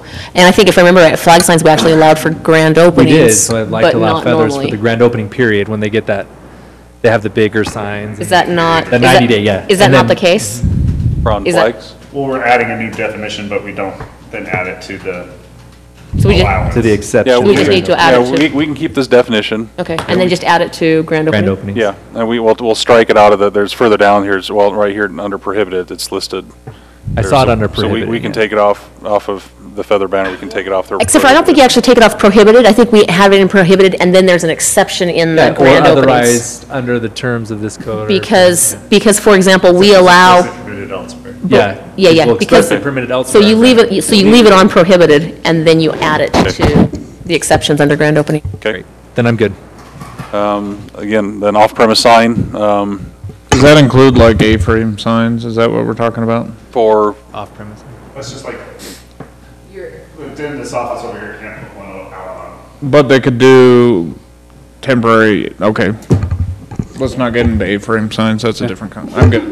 Okay. okay, so prohibited signs will be off-premise, painted signs on a building wall. That stems from the Smith sign that went up, which we thought was painted, was actually vinyl, but it looked like it was painted, so we'll propose to ban any painted signs on walls. Then here's the standards then for the drive-through board signs. We did have it I did call it as a menu sign prior to that, and that was changed from Kevin to make it less content based. Call it a board, not a menu. Not everything that has a board or has this type of sign has a menu. And, you know, I've taken dry cleaning through a drive-through. Maybe that could be called a menu, I don't know, but, you know. Still a menu. Yeah. That's all right. So, I think Jason. they'll understand the spirit of the law. So, Is the 10 square feet, what, is that for their little, this is what you've ordered? What is that 10 square foot little sign for? That's under number. so one drive-through board sign with a maximum of 45 square feet and one sign. A lot of times they'll do, their menu items change. Sometimes they have ones that are typical, this is always what we have. We'll have another one, which these are different things we do, different times of the year. A lot of the just in our study of all the signs in the city, a lot of them will have a main one, and we'll have a smaller one. So the thought is allow them to have two, but it's obviously much smaller. And then there's nothing on here on lighting of these boards, so are we just gonna leave it normal internally lit? Or are we going to allow for, I mean, it would make sense, it's what most of them have. Yeah, I don't think any. Versus, McDonald's has little digital readout. Where you, To where show you're your making order. the order. Oh, yeah, There's yeah. like a little screen or something. Yeah, it shows. Does that count as internally eliminated? If we don't have a problem with it right now. How detailed do we really want to get on this? I don't. Well, I'm just thinking that a 45 square foot, if they want to turn it into a video screen, becomes a very large billboard, basically. We could put something in there to limit, if they do have video capability, maximum square footage of the video portion. But we're not allowing that right now on code, so I We don't don't. allow it at all. Yeah. In anywhere, So- video screen, except for, Well, that's the only place it could happen. In a very specific zone, Okay. in a specific area, so I I'd rather don't. not give any rights to it, because then we're opening it up. Because then Walgreens can say, this is our menu, or, sorry, our drive-through board, and it's their ticker tape up there, right? I mean, Well, I know that you could still open up the door to say, yeah, this type of sign, because the only person that's gonna see this is someone in the drive-through, so if you limit it to say like, 12 by 12, I think those McDonald's and Wendy's has them too. They're fairly small, but so maybe we should allow small capability, because it's not gonna be advertised in something on Redwood Road, obviously. Yeah, but to your point, yeah, you don't wanna have someone come in 45 square feet and order say, confirmations. Well, and But it's not addressed in the code here right now, so I don't think we need to talk about it right now. I mean, I'm not being, I'm just saying, like, Because you're saying right now it's not allowed anyway, so we don't need to worry. yeah, I mean, if we want to look at it, let's not write the code right now. so if we get a sign permit comes in, someone has an LCD screen, we'll tell them, no, you can't do it on here. so, but like, we've got gas stations that, I believe Chevron has a little LCD sign on their gas pumps. It shows TV. Yeah. So, again, it hasn't been a problem, so I don't know. And we can't really legislate it right now, because it's not up before us. I think it's a good discussion for a later time. We'll bring that one back in the next round of code amendments. If You got somebody that can note, see that Dave? small screen driving by and advertise, they got better eyesight than I do. Exactly. Okay, moving on, 1925, waterfront trails and buffer overlay zone. It is not a zone, it's just a overlay. There's no zone called that, so we're reducing the language on that. We discussed this in the past as well anyway. Adding just a few notations here to make things more clear. Nothing really, meaty at this point. Setbacks, this diagram, we're just gonna scrap. I've added this language here, just to identify. It's the same diagram, but we need to identify that could either be the Jordan River high water mark or the Utah Lake Compromise line. How come it's a straight line? What was that? How come the high water mark is a straight line on the lower picture? It's just, That means it's been deleted. oh, the red? Track changes. Yeah. That's a track changes red line. So if it would be better if it'd been like this to exit out. That's just what Word does when you That delete a picture to picture. the above picture.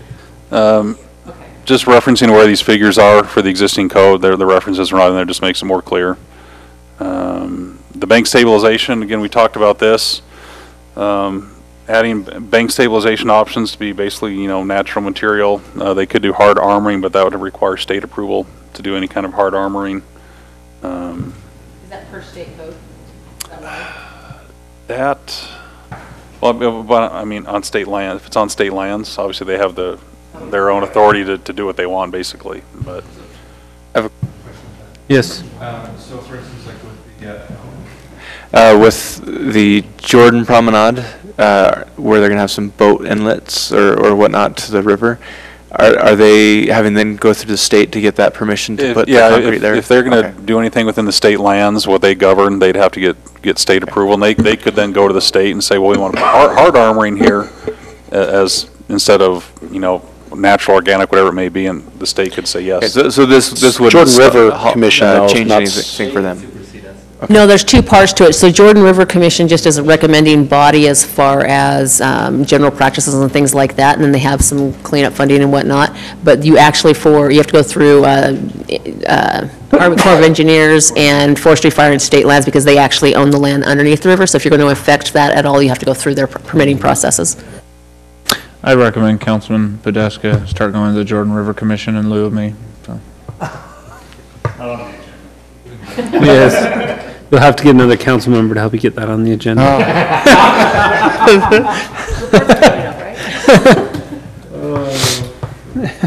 The existing code referenced, diagram 25.3, which has no relation to what that was actually talking about. So that comes out. We have that elsewhere anyway. Again, correcting some notations here for the diagrams. The last item, this is kind of in the works, came from GIS and actually fire. So basically, when you have a building that comes in that may have multiple tenants, the building itself will have an address, and then each unit will then have a unit or whatever suite. As far as public safety goes, public safety wants to be able to find, it gives them a much better safety for, they know where the building is by address. Speed. Not going, So okay, this is. condos won't have their own address anymore? No, Sorry, clarify then. well, currently right now, it has property addresses for vertical condominium, apartment or office shall be, right now, if they're vertical, they'd still have to have the building identified as one address right now, currently. And then the numbers on the doors are Yeah, there. it's on the code now. So if you take out anything in red, property addresses for vertical condominium, apartment or office shall be identified by a single address. That's there right now. That's not what's happening right now. Because all the condos, all through Harvest Hills, all have their own addresses, every And single one of them. I don't know how long this code Individual is there. Oh, yeah. Like just. Every single individual unit has. That in, like, So they have How do you give them they have a addresses? placard up on the side of the wall, and it has the 6 addresses, and it's the same as going up the stairs. So the right, the left, the right, the left, right, the left on the 3 different stories. It works really well, and it's really nice to have a real address and not a unit number. Unit A, B, C, D. Absolutely not. I'm not saying that hard for first responders. Yeah, I don't know when those were built compared to when this code. I don't know, but was- it's fairly typical for lots and lots of cities. We got both chiefs here. Any comments? As long as the fire department can find it, we'll be good. You'll be good? Okay. So, you're right, Councilman Barch, that is how it has been going. But the preference is to have the complex have a single address, and then the complex have a single address, and all the units have a designated letter or number, if you would. When you say complex, you mean So- each building? Yes. Because the complex is like 6 or 12 Well, to give you an example, so Aldera Apartments, it has been a little problematic because the addressing, as best an attempt was made to go through it systematically, number them, it isn't sequentially laid out. And so there is a tendency to have to drive through the buildings to find a specific number, where if we had the single address and a legend map, that's the other thing too that would be helpful, is if we had legend maps at the entrances. Again, right now, it's not a huge problem. We're just trying to alleviate some possible issues in the future. So individual apartments would Chief. still have it'd be like apartment B or whatever. It's Yeah. more like building A, building B. Ye- So it's the buildings, even though they have multiple apartments, other cities have had it, that I've seen it or where I've lived. And so it's for using Aldera or an apartment as an example, it has a main address, but then we were in building A, apartment, whatever number. So but for public safety, it's easier if it's Aldera, building A. So that's what they're going for is. Apartment 2. Yeah, A2.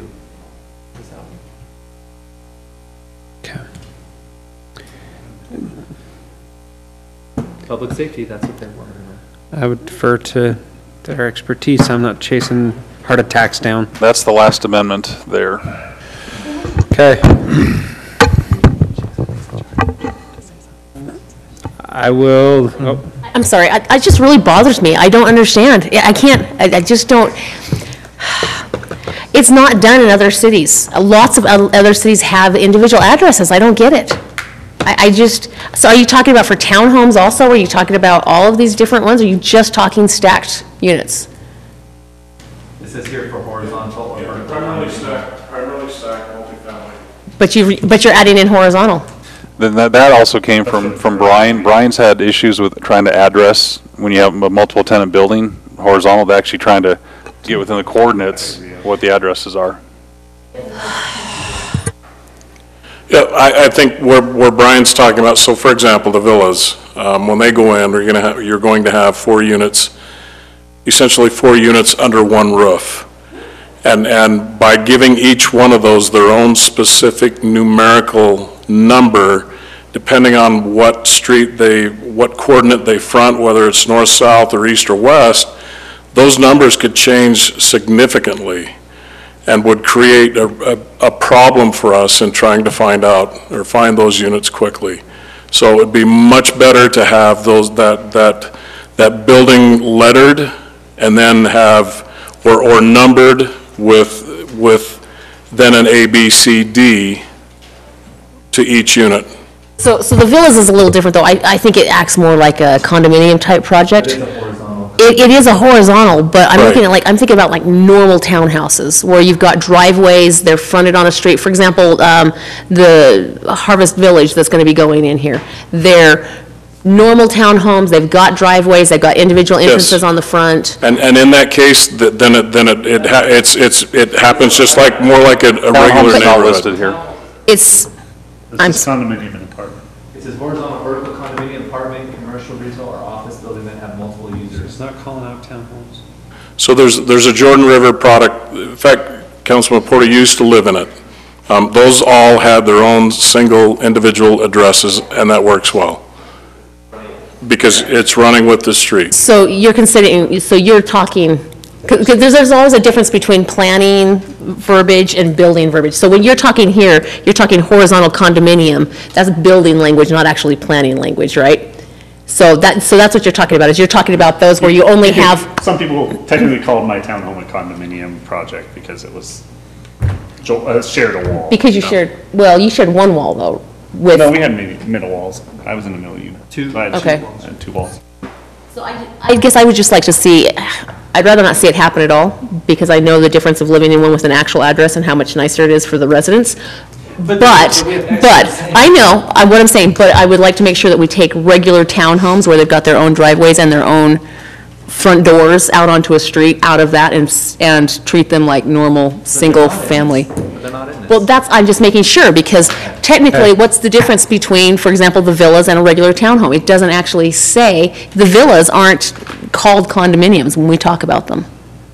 But yet he's saying he wants to include the villas, and I get it. I've gone around the projects kind of like that. I was just using that as an example of the horizontal, the issues, because you're potentially going to have, in the villas setting, you're potentially going to have a building that's on a corner setting that could have addresses, on a north-south as well as an east-west. Yeah.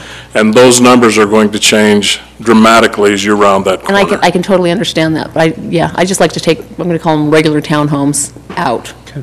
So. Okay. Okay, I will entertain a motion. Can we just clarify first here? So we're going to not do the transmission lines. We're going to bring that back to you. Yes. The signs, we're going to bring something back with you on the... But we're going to approve what we have here. The menu, we'll bring something back as address LED. Stephen's got it. Okay. I'll move, Mayor, may I? Yes. I'll move that we approve the code amendment title, I move that we'll approve the code amendment title 19 with all the sections, including ordinance 18-30 dated today, removing sections 19.06.08, which is related to the artificial turf, removing section 19.13.10, which is the transmission lines, to bring that back to the council at a later point in time with the modifications discussed during the meeting. And modifying section 19.27.04 to include verbiage that specifies townhomes are not included. Using staff direction to word that appropriately. And approval from the chief. And approval from the chief. I'll second that. Okay, I have a first from Councilman Wilden, a second from Councilman McComber. Any further discussion on the motion? Can I ask that we give one more piece of direction, if we can, on the mobile food vendors' purpose and intent? We didn't get a really chance to. Which one? The mobile vendors. Remember how we are allowing for a city-approved special event? Where they can have mobile vendors there. I want to make sure that the staff has specific guidelines that they set forward so that they don't have to look at things subjectively and say, yeah, we think we're going to approve that. No, we don't think we want to approve that. We want to make sure they have And guidelines. recommend that staff, may I amend it? Recommend that staff develop some internal guidelines that can be presented consistently to people when they're making, or to vendors when they're making a request application. I'll amend the second. Amended first, amended second. Any other discussion? To clarify, I said internal guidelines, so it Yes. doesn't need to come back. Okay, I just like to add that despite my opposition to removing one of the sections, the rest of these are all necessary, so I will be voting for it for that reason. I'm glad, 'cause I'm going to call on you to vote first. Councilman Porter. Aye. Arch. Aye. McComber. Aye. Pedeska. Aye. Wilden. Aye. Motion passes unanimously. And I agree that's how it should be done, how you do that, Chris. Okay, Code Amendment Title 8. Because then you can still vote. Councilwoman Barch, you mentioned you had a comment on this. So, and maybe Kevin can go into this or whatever, but I have a problem with this one because we had no staff report on this whatsoever. So in my mind, I'm like, why would we look at this? What are we doing? And anyway, it was just kind of a lot. So As a memo. personally, there was no memo. Where was a memo? I did send that fairly late. I sent it yesterday, about Okay. noon. Anyway, so that So being said, I needed that. personally, I I would needed like some to just table information. it. That would just be me, but it's up to the rest of council if they want to go through it or not, obviously. Okay, I have a motion to table this to the next meeting. May I ask, well, that's not the right Can I- time. I gotta wait till, Do I have a Yeah, second on let's- that? I'll second it, I want to hear what he has to say. but I need to make some comments. Okay, I have a first from Councilman Barch, a second from Councilman Wilden, and comments from Councilman Wilden. Further discussion, right? Further discussion. I would like to know, is there an urgency that we get it done now? Not for 804, but for 805, yes. And 805 was basically the same amendments that were presented to the Planning Commission, just with a lot more structure, definitions, guideline, regulations, and so forth. So the 805 should have been, we should have brought that a few weeks ago, and we're a little bit behind the curve ball on that, so. Could we just do 805 and then table 804? 805, Shelley's the most, it's all definitions. 805 is the small wireless facility ordinance that state law requires. It's consistent with state law. That's fine. There's one, Okay. there's one thing we do need to do that, and I'll get Gordon going on this right away, but we have engineering standards for the design of a light pole in the city, but we do not have any design standards for a standalone pole that now these small wireless facility providers can install per state law. So okay. he needs to get on that and put that in the engineering standards and have that design standard for the standalone monopoles. Do they want to trigger the pending doctrine? That's what I'm just wondering. I had the same thought. Do we want to have a pending ordinance? Pending doctrine? ordinance doctrine.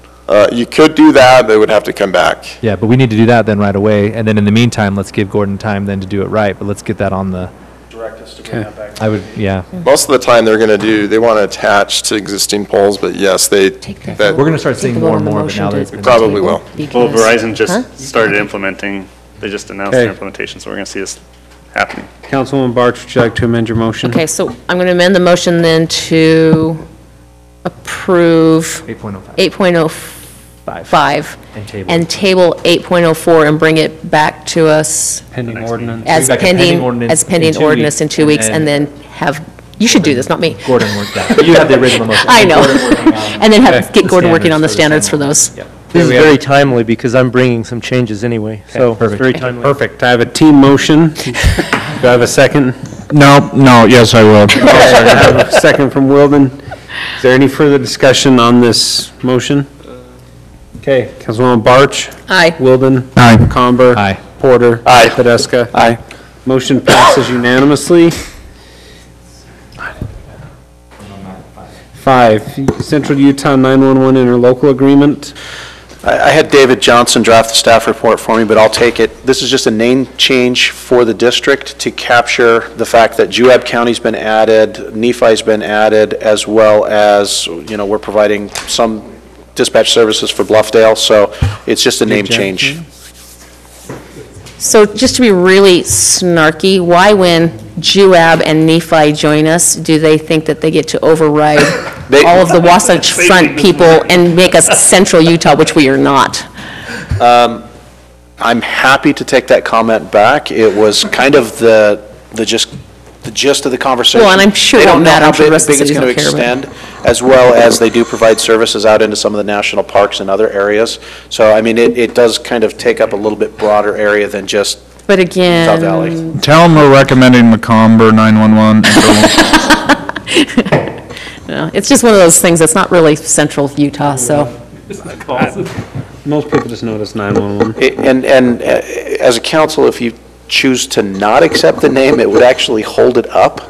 And it's just really more just a technical name change. Okay. It's dumb. It's just the same thing that's always bugged me about the Central Utah water. Well, it also doesn't really. Yeah. Okay. Will you be voting against this item? Okay, I will entertain a motion. I'll move that we approve business item 5, Central Utah 911 interlocal agreement resolution R1849 dated today, noting Councilwoman Barch's angst about the name. I'll second that. Okay, I have a first from Councilman Wilden Has to be on the record. and a second from Councilman Porter requesting that Mark let them know about Councilwoman Barch's angst.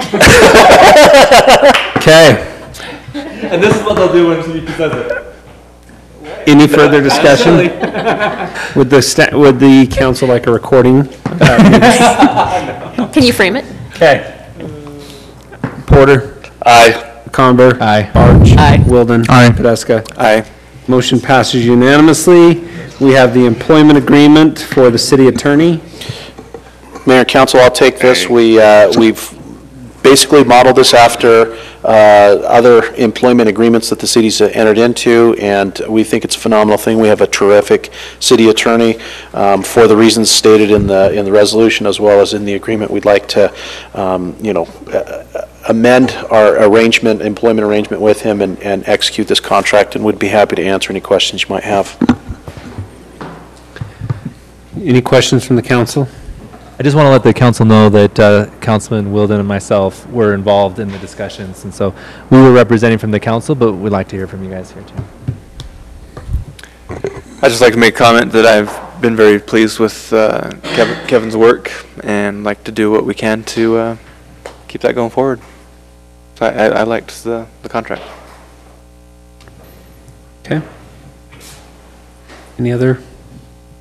No, I appreciate it. I think that this is going to be good to allow him to feel a little bit more confident in wanting to keep him around. I really appreciate the work that he's been doing for us. I think it's good. I do think your cell phone stipend is quite rich, but if the rest of the council's okay with it, I'll go for it. I just know that mine doesn't cost nearly that much, and I'm on Verizon, so. Well, one of the required things in there we'd written was he had to give Mark a daily hug, and I didn't, he did. Marcus too. I did. I appreciate this, and I just wanted to say I've been very happy working for Saratoga Springs and look forward to continuing working here for years to come. So thank you. What was that? So one of the things as Councilman Wilden and I were working through this, Kevin, is constantly the conversation to what you were just saying is we give you a hard time, lawyers are an easy target, but we also want you to know we really do appreciate it. And if you really look over the years, the things you've done in representing Saratoga Springs, defending our interests, advocating on our behalf has been just absolutely exceptional. And I think this is an opportunity for us to give you that security. I think that should be given to an attorney so that they can be aggressive, because sometimes in the future, who knows, you might have to do something that the council isn't going to feel as maybe passionate about, but you believe is important for the city. And as the expert, the legal expert, I think it's important that you have that ability to have some of those protections to a degree. I mean, it's obviously, I think, a very fair contract. There's no huge, large golden parachute that we've seen in the past in other cities and even in our own city and years ago. And so, again, appreciate all of your hard work and look forward to working with you in the future. Thank you. My approach always is going to be to support your decision, and 99% of the time, your policy decisions can be legally met. It just have to sometimes get find creative solutions, to make it work. So Well, we appreciate it when you approach. push back. Even though we give you a hard time, we do appreciate the guidance. He couldn't find a solution to allow for the daily hugs as being a requirement, so. Okay, I will entertain, Everybody else got to congratulate Kevin, so I feel, I just would like to add my appreciation for all the hard work you've done and echo everything that's already said. But okay, I will entertain a motion. I move to approve the employment agreement, city attorney resolution R18-50 dated today. I'll second. Okay, I have a first from Councilman Podeska, a second from Councilman McComber. Any further discussion on the motion? Roll call. Porter. Aye. Podeska. Aye. Comber. Aye. Barch. Aye. Wilden. Aye. Motion passes unanimously. We are now stuck with you for a while, Kevin.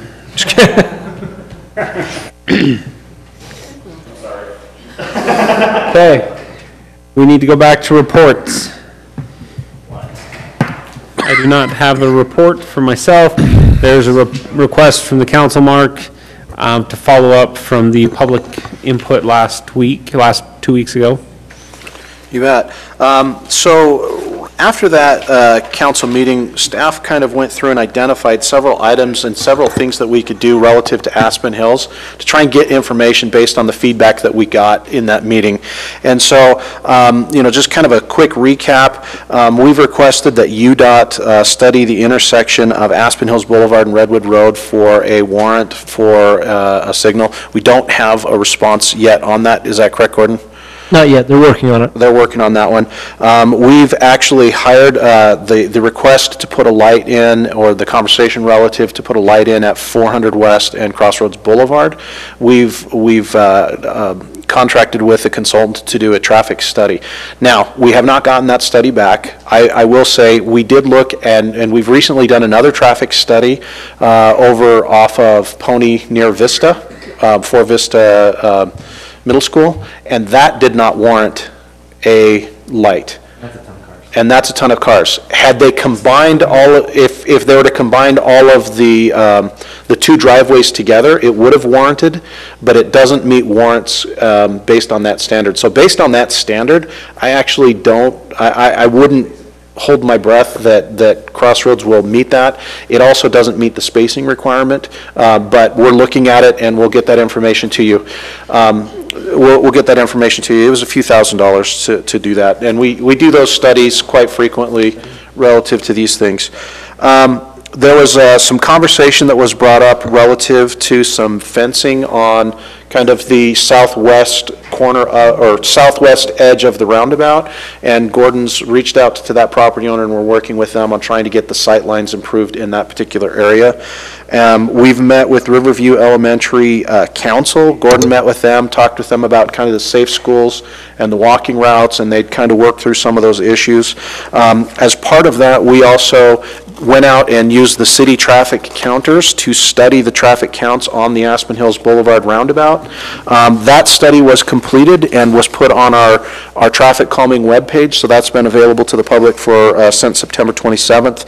And in essence, what that showed was, on the west leg coming east into the roundabout, the average speed was 18 miles per hour, and the 85th percentage was 21 miles an hour, which is right on target. The peak traffic count was at 7 a.m. with 178 cars going in that direction, and then the peak afternoon count was 149. The 400 West, the southbound leg, was an average of 21 miles an hour, so they're speeding up a little bit as they're going through that roundabout, and then the 85th percentile is the 24 miles an hour. So with that, what we've done is I've asked Public Works to go in and do a little bit more striping in that area, and there's just some things that we're going to look at that might help, kind of slow things down a little bit in that particular area. But the peak traffic count was at 8 a.m. and that was for 94 cars, and then the peak afternoon count was at 159 cars. So given those traffic counts, not sure what the traffic study will say, but those are probably not going to rise to the occasion of justifying a light on 400 West, but we'll see, and as soon as we've got that, we'll bring that back out. Another item we identified, and we had a speed trailer out there, we pulled it off when we did the engineering traffic count because it artificially slows things down. We're putting the speed trailer back out. Chief has got some enforcement data. He got some enforcement data to me earlier today. That basically identified some things. They've spent almost 27 man-hours over the last 3 years, doing 2.5 years, 3 years, doing enforcement out in that area. During that time, only 17 speeding citations were issued, and there were 4 other citations in associated with the traffic enforcement out in that area. They've done a couple of studies. They're finding that based on where they're at, the average speeds are something to the tune of about 23 to 26 miles an hour during the times that they've gone out and done some studies.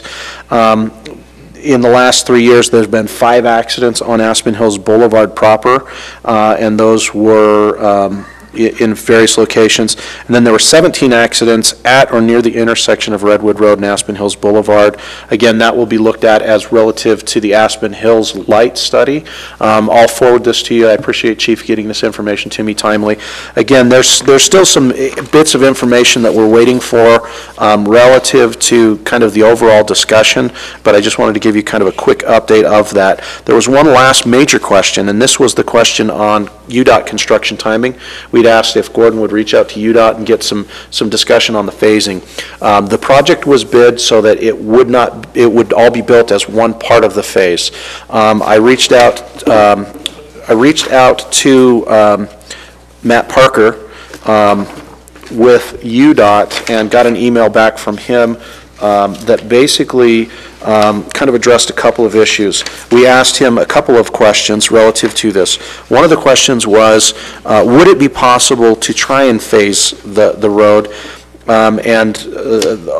This is the email message, and I'll forward it to you, but this was the email to Matt Parker. It says this affects a lot. So this is the contractor writing to Matt Parker. More than anything, it's a safety issue. We have a lot of equipment and material going through there. So besides strict costs, safety is something to consider. Also, the final hammerhead construction on Aspen Hills Boulevard, and I'm inserting a little bit of detail here, is going to be complete next month. So leaving it open much longer is not really realistic.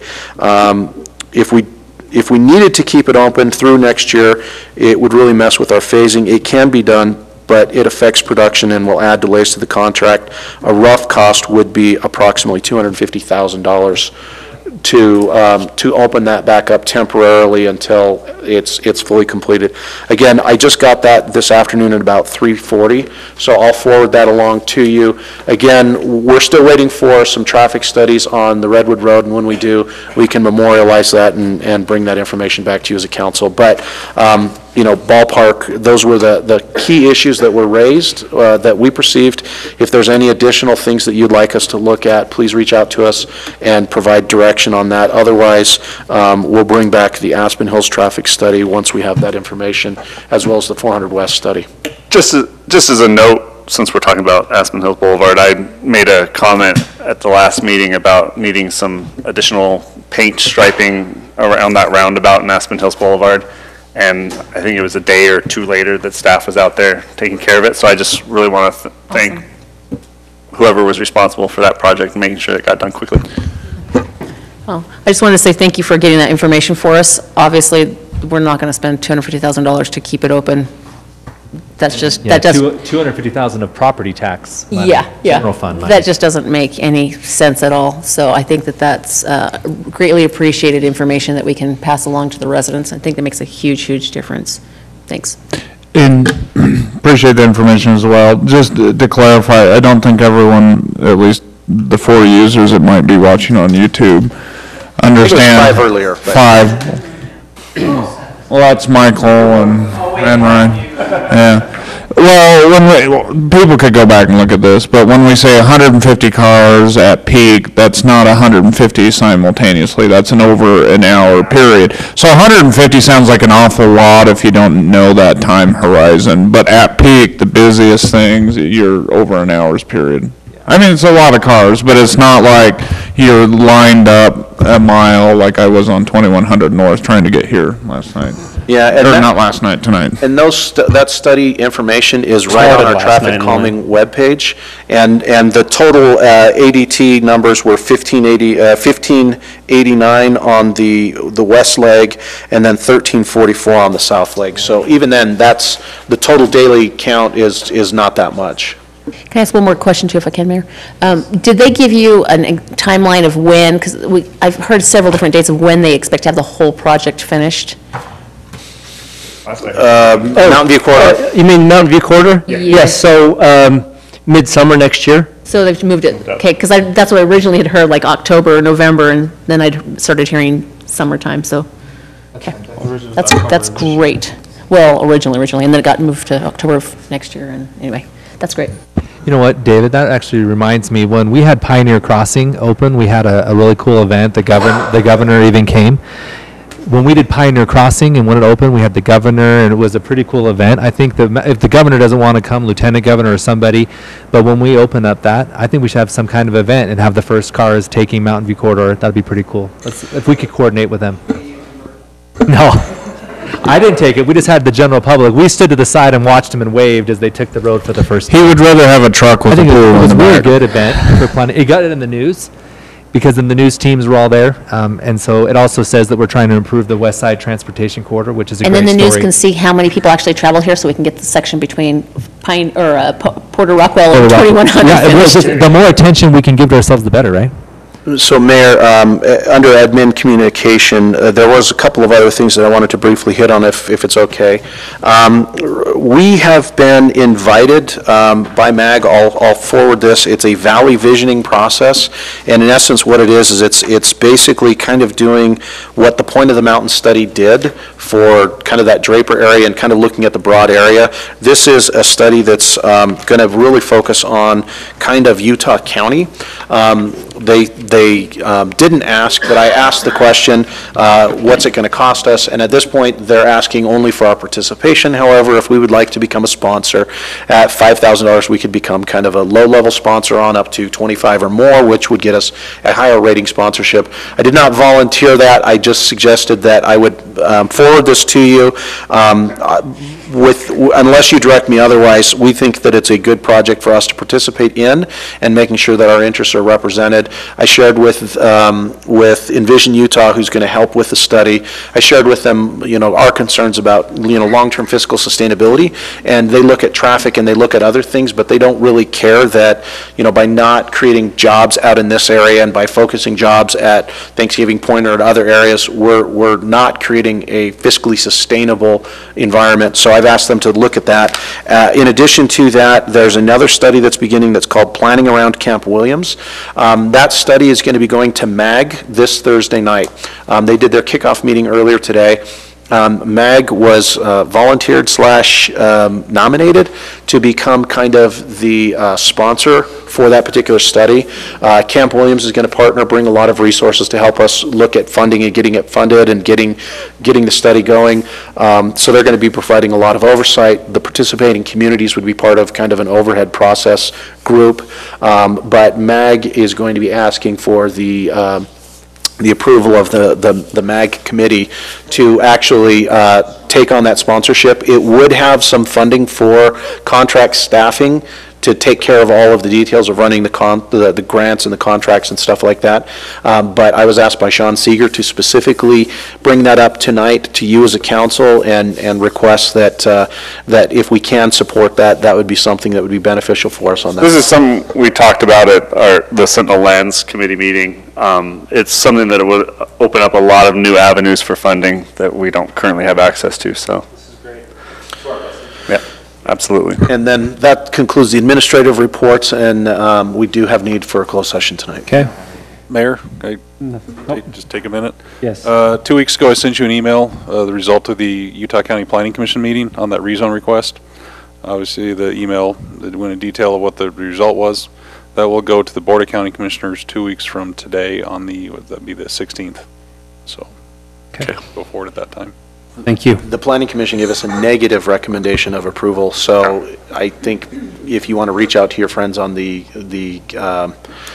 County Commission. County Commission, that would be helpful. Also, I spoke with Dave Ure, who's over Sitla Lands earlier today, and he's going to be reaching back out to me. I provided kind of our justification as to why we're requesting this. The denial largely hinged on Sitla's opposition to it when we had received, an indication that they would be in favor of it. Excuse me. So we'll have continuing ongoing conversations with them, but we do want to, publicly thank Dave Ure for his time in kind of reaching out and trying to understand our side of the issue. And although we don't know where it's at, it was very productive on our behalf to be able to work with him on it. Okay. Perfect. Just okay. One quick. Yes.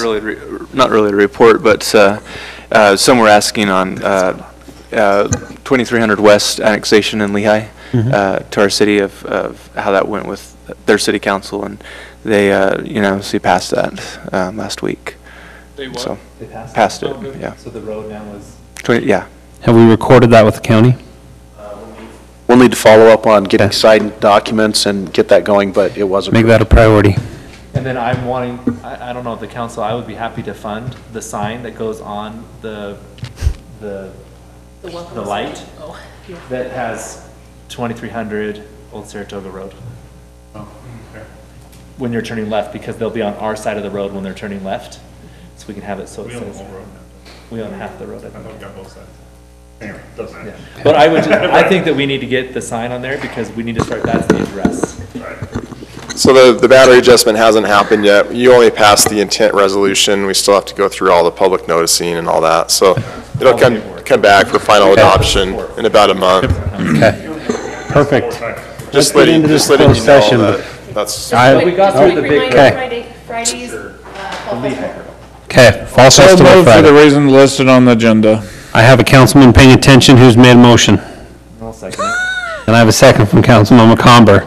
All in favor? Aye. Aye. Motion passes.